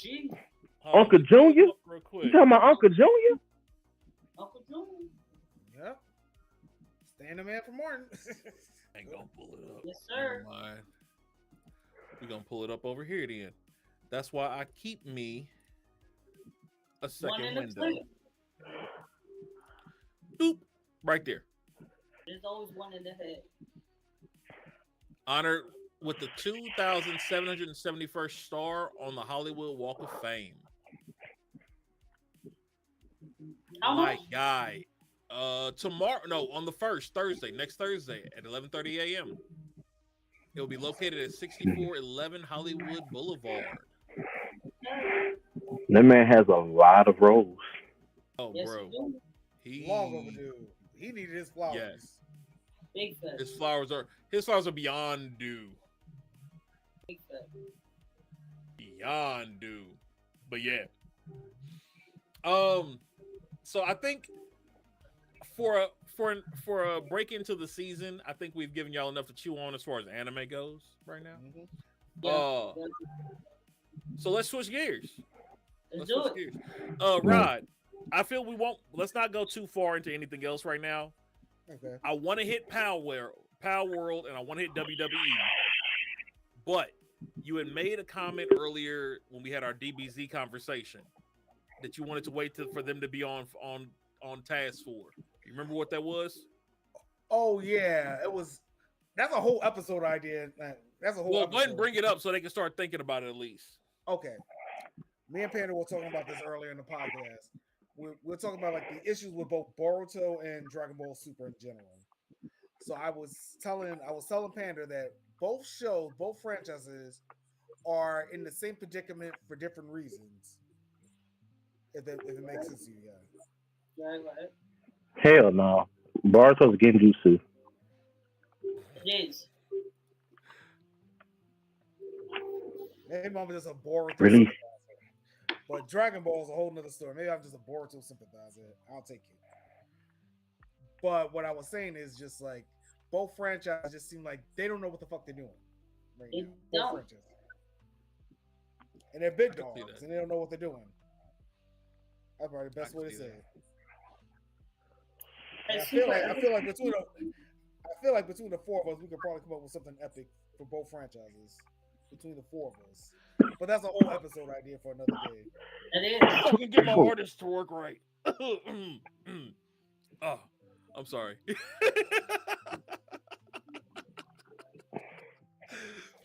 I miss y'all. It's some in my eye. Some in your eye. You got some in your eye. Both of them. Must be them chibis. That's what it was. You wiping them chibis out the corner of your eye. Yeah. I wonder what happened to those. Really? My mic fell. Really? You gonna open your thing and my mic gonna fall? What's up wrong with you? You don't unshoot. Green screen next. Room. Oh man. Hey, room. Right. So we can get into the other two stuff. Yeah, you did get that one.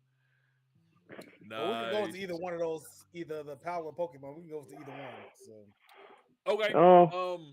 Well, real quick, I do because I don't want it to go away too quickly.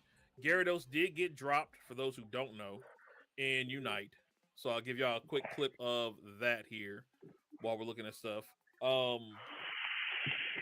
He is. Is he in what is he again? Do you remember? Is he an attacker or? He's either an attacker or all-rounder, but it's a special gimmick. You started Magikarp, you had to do a certain thing to evolve him into Gyarados. You gotta effort him out. He gotta last a certain amount of time, then he evolves into Gyarados, and then you can just kick You never just get a Gyarados. No, I'm be right back. I gotta go get my fucking laundry at the dryer, bro. Oh wow, Lord. All right, go for it. So just so y'all know, though, so if you're a Gyarados fan like myself, you may want to go check that out. But speaking of Pokemon, let's get into the real issue here. Palworld, yeah. And Mons with Gat. I love it. So I'm gonna start here. $26.99 on Steam. if you're gonna get it and you have a computer, get it on Steam because they're having some issues with Microsoft releasing it to the platform for some reason. It's a Microsoft thing. They're taking forever. However, I haven't had an issue because I got it. You got it? Okay. Yeah. So I personally love it. I have not played a game for more than 3 hours consecutively in over 5 years. I sat there for the first day I got it. It was a Friday, last Friday I got it. Sat there for like 5 hours straight. Got up, got something to eat, went to bed. Woke up the next day, sat there for 8 hours straight. My wife had to tell me to get up to go to the bathroom or to go eat to stretch my legs. Like, the game is good. The quality of life aspects of the game are amazing. Right? I just want to throw hands with Pokemon. That's all I wanted to do. It was amazing. And I did straight throw hands at first. I was throwing hands at first. You had to. Yeah. But yeah, it's great. You can play it by yourself. You can create your own server and play with your friends so y'all all got the same base on the server. You can play on public servers if you want. Yeah, it's a great game. The issue that everyone's having is they're saying that the pals, which are Pokemon-esque creatures, so to speak, they're saying that they are knockoffs of Pokemon. Now, personally, I disagree. There were some snitches. We all know snitches get stitches, homies. But there were some snitches, right? And these snitches pulled the wireframes for some Pokemon like Shinx and a few others and put them side by side with some of the pals. And what they're saying is they don't believe it will pass the squint test. Now, for those of you who don't know what the squint test is, the squint test means that if you put two images side by side and squint hard, if you cannot automatically tell the difference between them, then more than likely there's some plagiaristic situation going on. That's what they're saying. Okay. Oh, I never heard that. See, I never heard That's that what's called the squint test. When it gets like, unfortunately, it's a legal thing. Who knew, right? I'm going to give me just a second. I'm gonna pull up the Panda of Pandemonium YouTube channel. Yeah, I've been seeing a lot of different angles with this, and there's a lot of gray going on here. A very lot of gray. But in Palworld defense, Pokemon got some of their Pokemon from Dragon Quest. I've heard that argument. Oh yeah, definitely.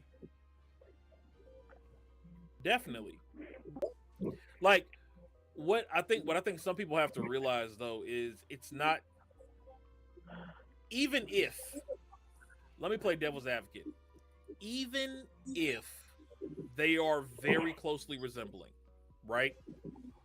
They're not 1-to-1, but let's say they are very closely resembling. Okay, cool. The rest of the game is leagues apart. Nothing like Pokemon. Nothing like it. It is Breath of the Wild, right? It is Minecraft's crafting system and Roblox crafting system. It is the entire gameplay from the glider to the stamina mechanic of Breath of the Wild, right? It's the gunplay of Fortnite almost. You know what I'm saying? Like there's nothing about this game that is Pokemon other than except for the fact that they're creatures. They're creatures. And there's all kinds of monster games that people are catching stuff, right? Y'all can see here, this is just some gameplay of me playing it the other day. Not the Mohawk, sir. Heck yeah. You know that many black hairstyles in video games. I had to. They actually have They a have some good decent little ones. selection. They got some Like out decent of ones. what they had, they have some decent selections. They had locks and everything. See, this is one of them. Okay, Kratos. Yo, the shinies in here, I found a shiny, right? The shinies, that's him, right? No, that's not him. That's not him. See how small he is, though? He's like half my size. The shiny is my height. It doesn't shine. It's just big as crap. Right? The trait system in this game. So you know how you've got like IVs and Pokemon and stuff? Mm-hmm. In here, the trait system is they're a workaholic. They're a stronghold strategist. They're a coward. They got a bottomless stomach. They have they're real life situations that people have, right? I'm sitting there, my pals are working on stuff. One breaks a leg, one sprains an ankle, one gets an ulcer. One of them, hear me out. One of them gets an eating disorder because he's stressed from anxiety for working. Mm. I'm raising kids over here. Like, Panda love the kids. Right. But that's not Pokemon. Now, I can see similarities.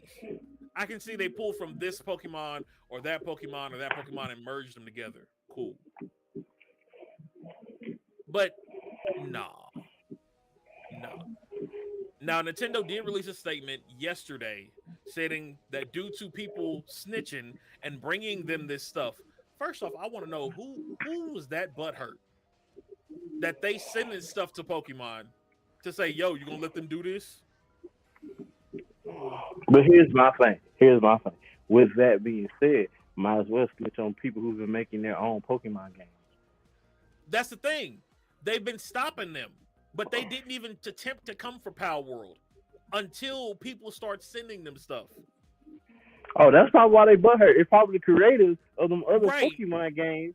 I wouldn't be surprised. I would not be surprised. So Honestly, what they fail to realize, though, is y'all remember Doki V? Yep. Yes. For those who don't, let me pull it up for you. This is Doki V. This is one. How long has it been in production? It isn't out yet. We've been hearing about this since 2021. But look at this. This is what I was expecting to come out first. This is what it would have been. This is what Palworld would have been. If this comes out, when this comes out, Palworld will even have. Look at the scenery. Look at the scenery. Look at the cityscape.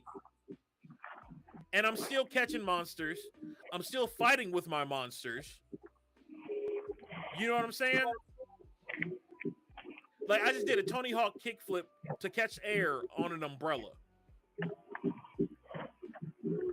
Then I transform into a fighting outfit to fight with my pocket monsters. You can't tell me this is like as a Digimon knockoff. Sure looks like it. What Nintendo is, if they try, I honestly don't think Nintendo's gonna do it. I don't. Right? They may do something to appease the people who are talking, but I don't think that they're going to actually attempt to attack Palworld. Because if they do, when the second iteration of Palworld comes out, Pokemon is going to catch hell.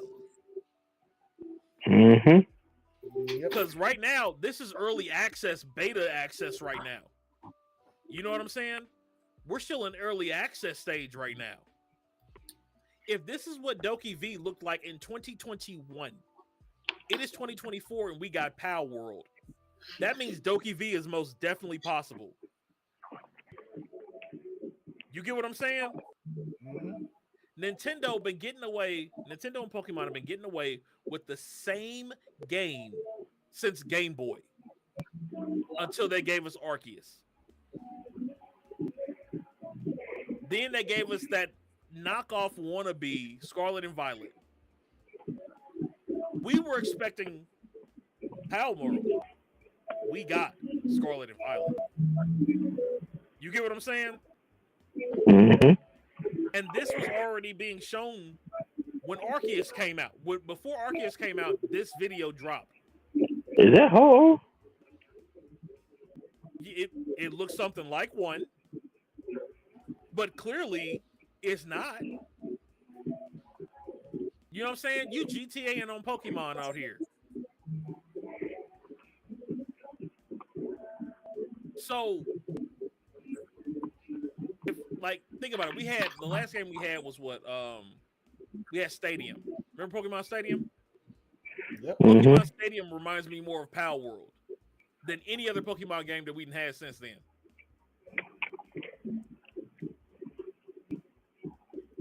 Why haven't we had another game like Stadium?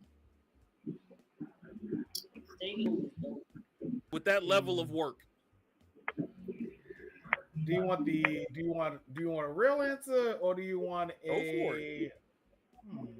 I'm probably the biggest Pokemon fan out of all of us, but this goes back to another conspiracy theory of mine. The Japanese don't know only care about what Japan likes and nobody else. I'm gonna be honest. That's my honest answer. I can see it. Honestly, when it comes to Stadium, and I've been in different streams and other avenues talking about art with this whole situation, but honestly, I don't think that if you look at the sales of Pokemon, none of the Stadium games sold that well. With Japan, it's all about numbers. It's all about numbers and nothing else. It's all about the numbers. If a franchise is not making that dough, they don't care. If it's not putting money in their pocket, they don't care. And that's what we have here right now. We have a case of money not being put in the pocket, so they don't care. And I can be that blunt. I can be that blunt about it. Or the other answer is Japanese just don't care. Or you can go the other route and say Nintendo Pokemon don't care about this bootleg knockoff. It was there, whatever. Here's the problem. They have no choice but to stand up and pay attention. Because in the first 8 hours, it dropped 1 million copies. As it stands today, it is the highest selling Steam game ever, beating out Call of Duty. After a week. A week is Friday. You get what I'm saying? Yeah. Pokemon can't ignore it. Think about it. Breath of the Wild won Game of the Year. Was it 2 years in a row? Breath of the Wild and then the other one, Tears of the Kingdom. They won Game of the Year 2 years in a row. Those exact same mechanics are in this game. Right? Pokemon, it ain't never won no Game of the Year awards, but we all know it does numbers. As did Digimon. So anything with a Mon is going to do numbers. And we all know that Minecraft does numbers. Anything with a Mon? Right. Okay. The other part of this, for Doki V, if y'all look, this is Pearl Abyss that did this, that's working on this. You know what else Pearl Abyss did? Black Desert. So they got the ability.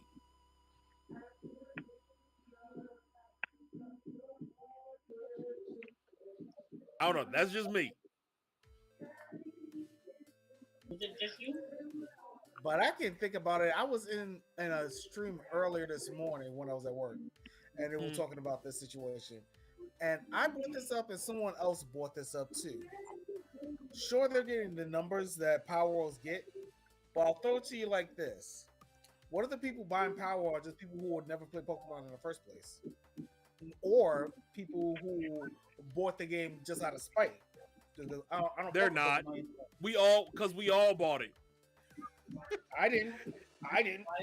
But are you a PCer? No. They see what I'm saying?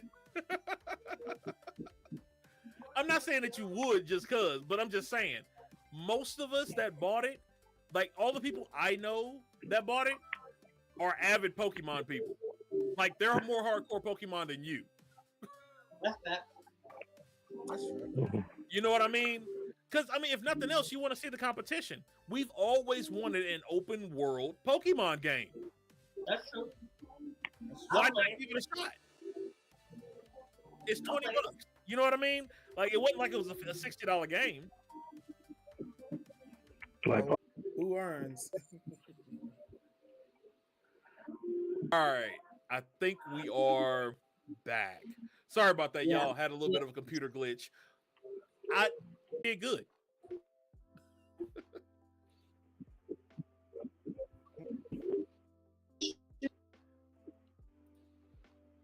All right. So go ahead, Rob. What was your? Let's go ahead and wrap this up. Rob, what was you saying? What you said? You had a final thing you want to do. Whole situation. The way I'm thinking is, like I said, you mentioned the PC and everything like that. I just think some people wanted Pokemon so bad they want that MMO RPG experience. But nonetheless, are there people who want Pokemon to just, like I said, you mentioned open world style, which I don't mind open world, but if Pokemon wants to expand or do more spin-offs, that's probably what they need. But the core games should stay in RPG. Like I always want my RPG Pokemon. I want an RPG. I want a turn-based Pokemon game. I feel like it's been done though. Like we've kicked a dead horse with that. I'm not saying, I'm not disagreeing and saying, it shouldn't be. I'm just saying we got 7 generations of the same daggone game. Copy and paste. Since Game Boy. And I'm just saying. I understand that. Like I said, I think Palworld is a wake-up call to Pokemon, and I'll circle back to something we probably all played growing up. This whole thing just reminds me of Madden and ESPN 2K. That's what this reminds me of. I'm gonna throw that out there right now. I'm throwing that out there, and I'm gonna leave it like that. This is Madden. This is Madden EA all over again. Pokemon's definitely the Madden in this situation. Like I just said, we pretty much got the same game over and over and over and over. I can respect that, but let me rebuttal then. If Pokemon is Madden, where is Madden today? Because everybody, even Madden himself, is done with the franchise. I'm playing it. I got Madden 24. You get what I'm saying, though? Like, it put itself into extinction by not changing. Well, this goes back to something but you remember, Japanese 23 was past, but this one is all right. But this is probably just more of Japanese, Pokemon in general, and some of the other franchises I mentioned earlier. They're Japanese. These Japanese people are resistant to change. If it ain't broke, don't fix it. This might be another situation like that. If it ain't broke, don't fix it. We might be in a situation like that again. Well, and I agree. Because we said that before on the show. We've said that if it ain't broke, don't fix it, right? However, now we have someone to compete against. What are they going to do? This is the 2K. Right. Power might be the 2K. So the question is, are they going to try to are they going, I guess that's where I'll end the conversation on my side. Are they going to try to force feed us another of the same game, the next Pokemon game that comes out, or will they step to the plate? And I would say the next gen game. Okay, right. Yeah. That I will agree with. The next gen game. And funny enough, Pokemon Day is about 1 month away anyway. Ironically enough, we're talking about this 1 month before Pokemon Day. Right. Well, I mean, technically, that's a good thing because that'll give Palworld a month in, right? That'll have given Pokemon a month because they already said they're going to do their investigation yesterday, officially. So we'll see what happens on Pokemon Day and what they got to say. Simple as that. We can just keep it as simple as that. Yeah. If they come out with, if we get another Arceus game, then okay, they listen to us. Maybe Generation 10, probably. Hopefully, I have to say, I don't want Generation 10 to like 2027. To be quite honest, myself, I could do more. I could do more Legends. Like you want to do more RPG, like Legends. I get that. I wouldn't mind that. Or even, I mean, you got Unite's doing its own thing. Unite's doing numbers, which is probably one of the most successful Pokemon stuff. Where's Mystery Dungeon at? Where's the other spinoffs? That's So probably another question problem. though. You say you like RPG, right? Mhm. But isn't Breath of the Wild an RPG? I don't. You know what? Actually, I don't know. That's the only Zelda I've ever played, so I don't know. I probably not the best person to ask that question to. Okay, I'll look. I would probably consider more of an action game than an RPG myself, but I'm probably not the best person. Yeah, I think if they're putting in action, they're putting in ARPG is what they're putting in, an action role play. Still RPG, but more like a Kingdom Hearts than if anything. We're gonna kind of. I probably just say that like maybe it's like a Kingdom Hearts type of game. I don't know. Like I said, I'm probably not the best Zelda person. I'm not probably not the best one to say how to categorize Zelda. I'm not the best person to ask for that. So I don't know any Zelda experts, but I don't know. No, you're good. You're good. But yeah, well, I mean, hey, we'll see. Time will tell. Time will tell. You know. So, Vo, you said you had something you wanted to touch on real quick. Did I thought you did. I do. You do? Go for it. Go for it. I do. Yeah. So I think I'm gonna start doing a little CCG corner to the Pandemonium because a lot is going on in the trading card games. Okay. Okay, that's what's up. This past December, One Piece have made its 1 year anniversary as being a trading card game. Mm-hmm. It has risen to rival the top 3 trading card games, which we all know is Magic the Gathering, Pokemon, and Yu-Gi-Oh. Mm-hmm. One Piece is right behind them. The craziest thing is right now is the pricing of One Piece right now. Mm-hmm. Hold on, I'm gonna see if I can. I'm gonna send this to you real quick. But Go ahead. the game itself is like when the set comes out, let's say you get in the box. If you get in the box of the set, it's like $160 for a box. Woo! Oh, So wow. the last set that came out in December, it's like 120, 160 in that area. Just January. Remember, it came out December. Right now, to buy that box, it's almost $300 for that box. Oh, wow. What the hell? What One Piece is doing, I wouldn't necessarily say short printing, but they're only printing so much, putting it out, and then they're gonna wait a little while to restock everything. It's like an old Pokemon strategy. This set right now is I spelled that so wrong. Is The Awakening, I think it's called. And there's a card out that just came out in this set that everybody's looking for. So just like any card game, they got different rarities. I think I love One Piece rarities because they got something called a manga rare, which is the actual manga panel on the card. Oh, wow. Whoa, that's interesting. That's interesting. That would be cool. And a collection aspect, that'd be interesting. I mean, a lot of people want it for collection. They got the signed rare, the signed super rare, which is like majority of these alternate arts and arts of these cards that are a special type of rare are original art. They're not from the anime. People sat down and drew these arts for this card.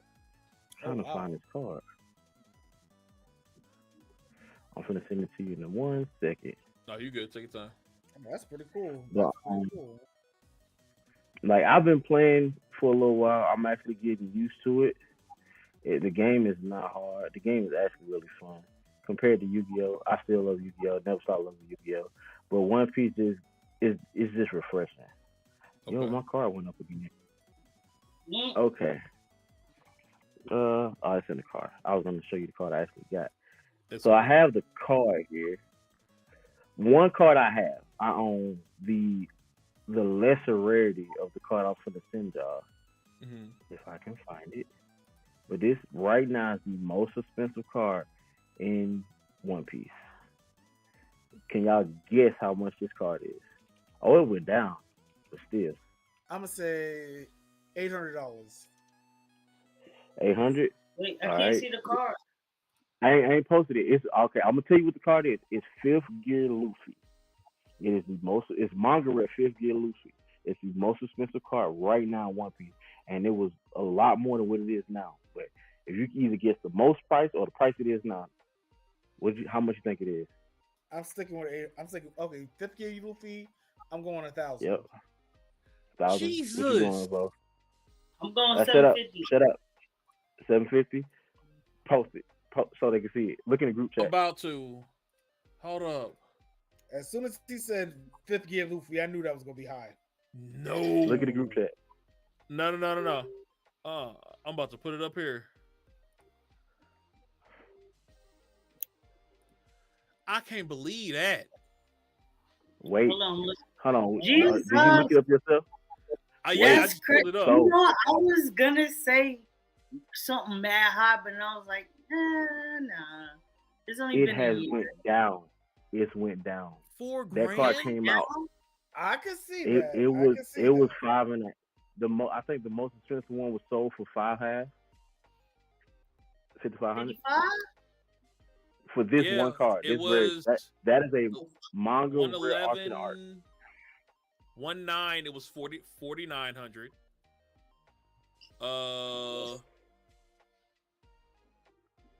Yeah, the highest we got right now 4,999.95 on the 9th. And somebody sold it on eBay for 5,500. Man, So- man.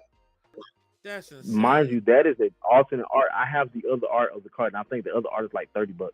That's still for a piece This of card. art is That's still a awesome. lot. The art on it is amazing. Nah, facts. Yes. And that's another reason why I like it. The alternate art in the game is freaking fantastic. Okay. Like, when I said I was gonna play One Piece, I'm collecting one person off real, well, two technically. Yeah. And I've been doing good with getting all my laws, but it's Mhm. one law that is like $300. Red Green Law. Look up Mhm. Red Green Law. He's like $300.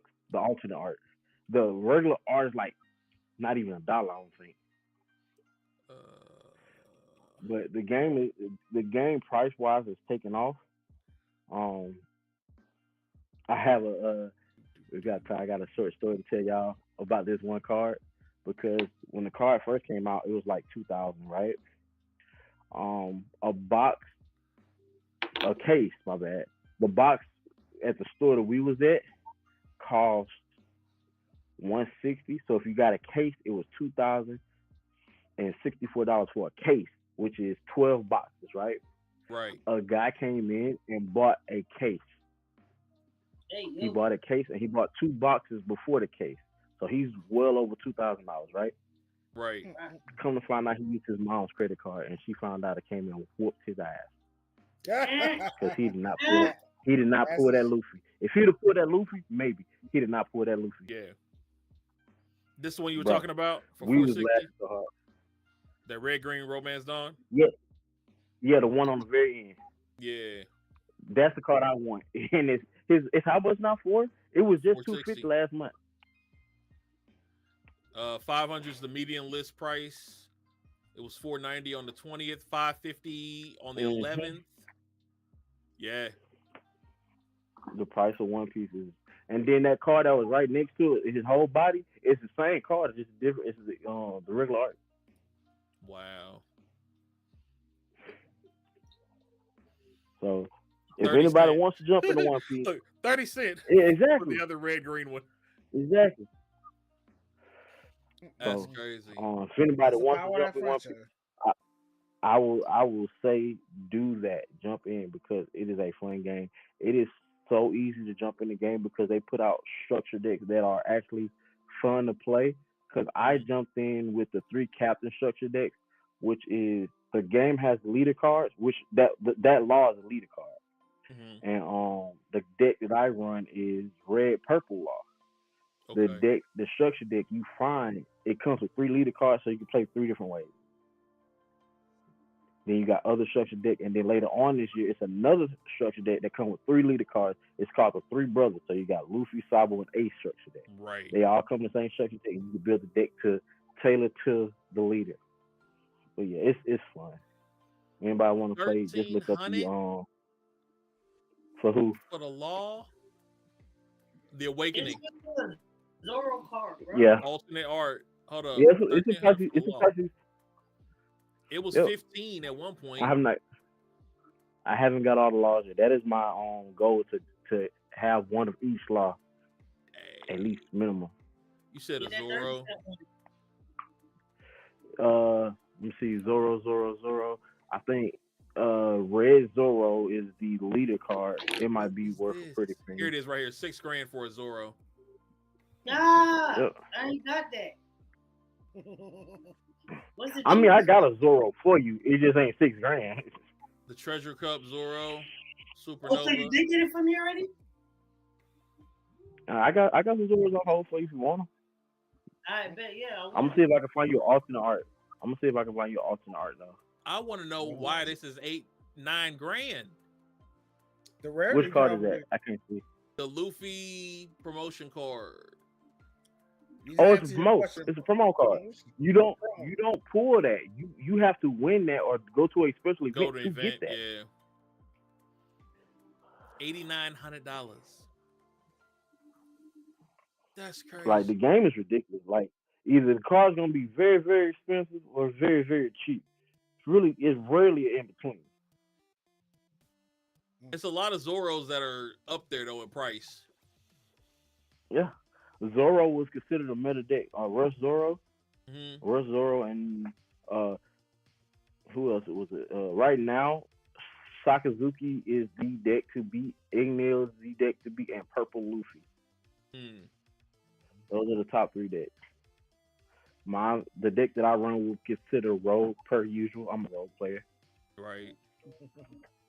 Hey, sweetie. Yeah, that makes sense. I mean, this is crazy. I still have my starter deck. I've not touched it. Which one? That's a Luffy starter. Which one? I don't know. You want me to grab it? Look, wait, no. Do not open it. I'm gonna tell you why I messed up. Remember when I told y'all about this game? I said I was gonna buy 3 of each and hold one of each. Hold one. Yep. Yo, the purple structure deck is $90. Bruh. Reason why is a card in there that you get 2 of that's like 30 a piece right now. Oh wow. Purple Queen. All the other structure decks are like 30, 35. I think the red Luffy is like 30, 35. And then the green kid is 45, and then the purple is $90. Oh wow. Yeah, no. I need Queen. It was just like a here. Let me grab the box real quick.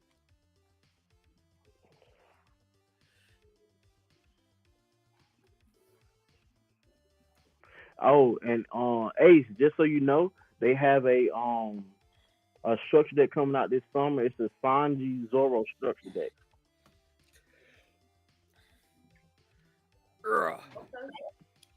It's just a starter. Huh? Sanji and Zoro. That sounds interesting. I think it's blue green structure. Yeah, it's a blue green structure deck. But that's all. It's just this. I went and put those 2 together in a deck, but yeah, I don't know, like hold on to that because they ain't gonna do them go up in price. True. Think of it like the first edition Pokemon cards. Like Jesus Christ. Mm-hmm. Yeah. I'm still like learning about the Pokemon card, and I wish I'd have kept I had the whole Team Rocket collection in my shed at my old house in New York, and it got wet. And years later, I'm like, damn, if I'd have just kept it in a safe box somewhere. Man, listen, I probably have a second or third house. Shit. You're right. Mm-hmm. I've got also a box of them somewhere. Also, Make sure it's not somewhere the wet. I think what I'm gonna start doing now is just buying structure decks just to hold on to them because Right. the price of these structure decks are ridiculous. Like they come into the store like $10 to $15, and like you can literally just go to TCG Play and type in starter deck or structure deck 1 or structure deck 4. I think that's the purple one, and it's like $90. Because I got the structure deck I Yeah, started with structure deck 125 10 for the with Animal Captain. Kingdom. That sounds about right too. That's crazy. So right now, I think the new one, the structure that Uta just came out, Mhm. she's green, I think. So she's gonna be, stock prices or whatever. Yep, that purple one. I wish I got one when I saw it. I really do. I feel that. But Yeah, I think this weekend is a regional, a One Piece regional in Vegas. A lot of my friends are going. I'm not going because I'm not there yet. But I will be keeping in the loop with One Piece and Yu-Gi-Oh and other haps in the trading card game era because I like trading cards. Respect. Nothing wrong with that. Oh, and now that I think about it, what I'm gonna start doing when the new sets come out or the new structure decks, I will do an opening for Pandemonium. Oh, that's what's up. That's a good idea. Bet. So, Well, shoot. any character cards anybody want just to have? Zoro. Can't think of anything at the moment here. Anybody who's not my age who knows I know what he wants. Right. Yeah. Like what? All right, this is what I want: characters and colors, and I'll see if I can find it. Purple Zoro. I got one. I got 5 of them for you already. Purple Zoro. Actually, he's not even Purple Zoro. His name is Zoro Churro. Alright. On the card, it says Zoro Churro. Oh wow. Now, if I find the alternate art, I'll most definitely give it to you. But the colors are red, blue, green, purple, yellow, and I think black. Red, blue, green, purple, yellow, black. Yeah, those are the 6 colors. Now, I will say this though, the best non-alternate art card I've seen is that Rob Lucci. Oh, Yo, yeah? that he's sick in it, bro. He has on a white suit in one of his cards, and he just looks fire. Oh boy. Okay. White Lucci suit, was yeah. always cold though. He had drip. He had Yeah. drip, as they say. He Yeah. had drip. Hey, Brother had drip. Hey. The man had drip. The man did have drip. You Rob can't Lucci argue was that. that dude, especially. Like I said, if I ever play a different color, I will try to play a deck that can use Rob Lucci. Cause yo. Yeah. He seemed like that dude. Oh yeah, Jay, you wasn't here early when I was saying as well. One Piece update for you, Jay. Got past Luffy versus Sanji. That's where I'm at now. Just got 2 episodes past that. Just FYI. Yo, that's lit. So that's right. Voqab and Jay wasn't here when I said this earlier. Go We ahead. were just talking about this at the beginning of the show. I was telling Panda earlier in the show that Sanji versus Luffy, Sanji and Whole Cake Island reminds me of a Wire character. I'm not sure if it's one you saw The Wire, but if you remember Naaman from The Wire, that's Sanji. And Whole Cake Island. Yep. I don't know if y'all agree with that or not, but that's just the way my mind thought. I agree. Okay, I thought I was bugging. Like, why he remind me of Naaman so much? An Awakening And then- booster box is 280. And then also, I get why people. I see why people don't give Sanji shit for leaving a crew compared to Usopp. I get it now. I totally get it. I totally get it now. Oh yeah. As I was saying, it was a whole different vibe when Usopp was on one. It was understandable, but he was on one. So Very much so. But shoot, well, it's 10 o'clock. Of course, our first season 4 was 4 hours. Well, 3 hours. So I think we took it back. We took it all the way back to our first show length. We appreciate y'all stopping by. We will be back. We're gonna make sure we're here. We're gonna do our best to make sure we're here. Life be lifing, but we're gonna make sure we're here every week. Thursday, 6 p.m. Central. We'll go until we get tired or we got to work the next morning. You know how that goes. So we love y'all. Don't forget, know your pandemonium, embrace your pandemonium, become your pandemonium, right? Know your chaos, embrace your chaos, become your chaos. You will learn from the wisdom of the things that you have no clue what's going on. What the fuck is? All right. Just keep that in mind. We love y'all. Y'all got anything to say? Let's see. Well, Come back. Oh, hell, King Bojic. I was waiting for it. We got that in, and I just want to say I'm on my road to affiliate. I just need to get my viewership up so I can hit affiliate status. So if you're following me or anything, just come by, sit by. Rob be the win. Follow. If you ever if he's ever streaming and I'm not, his stream will come through on the main Panda channel, so you can find him from there if you can't find him individually. So that's another thing. So just so you know. And that goes for anybody, any of the crew here. If Jay's streaming, it comes to the regular channel, so you can go find his channel, follow him there as well. Voqab will eventually be on stream. I'll get back at it. Eventually. But he's also his stream is tagged as well. Next week, the timing may be a little off. I know I just said that right.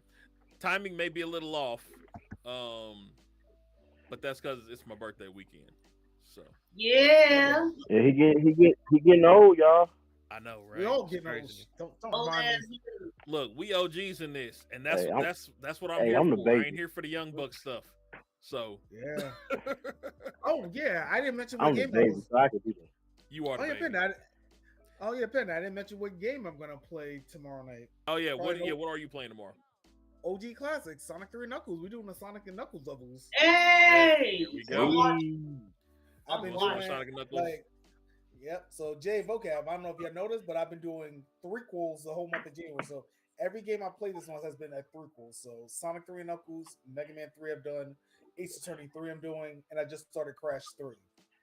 So that's what we got going on right now. There we go. That's what we got going on right now. We also just dropped the Deus Ex casual playthrough, non-commentary. So if you guys remember the old school Deus Ex Mankind, I did a run through that, recorded it for everybody. So that started dropping this week. It'll be one released every week, one chapter for that. So keep an eye if you want to go through and just want to watch a game be played, put in your background while you're doing stuff. That's what the channel's for as well. I will be doing some Palworld. I don't care. I'll be streaming some Palworld. We gotta get a schedule together to do some anime watch nights, y'all, because I gotta catch up. We will. We're gonna set some of those up and put them in the Discord. We will let you all know that it will be on the stream page. It'll also be on the YouTube page when we do those for you all, and on our Twitter, so you can always check us out there. Breaking news for the group. There will be a new set of podcasts releasing next month. As you all can see, and I'm gonna move y'all cameras around just a little bit here so that everybody can see these. As you see, we got a little bit of a new background here. Yeah. Mm-hmm. These are the pillars of Pandemonium. These are the 4 pillars of Pandemonium. We got Panda Gaming, which is our live streams, our commentary. We got the Pandamora, which is the Panda reviews, anime recaps, our news, the Pandemonium podcast that we do here. We got the PS Chronicle, the Pandemonium Syndicate Chronicles, Tales of Lessons and Lore. Those are going to be stories, whether they're old school myths and legends, whether they're stories that we've written that are going to be turned into audiobooks for you all, or audio chapters for you all to listen to. There are also going to be some gameplays that are going to get turned into stories for you to listen to, and also poetry. So that will be on the PS Chronicles. And then Panda's Pearls, motivation, meditation, conversations of that matter. Music, if you are looking for theta wave music, if you're looking for brown noise, things of that nature, those are going to be on that channel. So those are going to be 4 distinct podcast channels that are going to be released starting in February. Okay, you will be able to see versions of those on YouTube as well. Some of that stuff will be here on Twitch also, but you can follow us. Y'all see the numbers and the where to get us at over on the left-hand side or the right-hand side. TikTok, YouTube, PandaPandemonium.com as our main website. The Etsy store will be back up next month as well with our merch. All right. Can you go live on TikTok yet? I can go live. I don't know if I can stream. How many followers you have? I don't know. It's like 500, but it was still letting me go live. I don't know why. Oh no. Okay, we'll talk about it later. I'm gonna show you. We'll talk about it later. All right. Love y'all. Oh wow. I almost got 700 followers.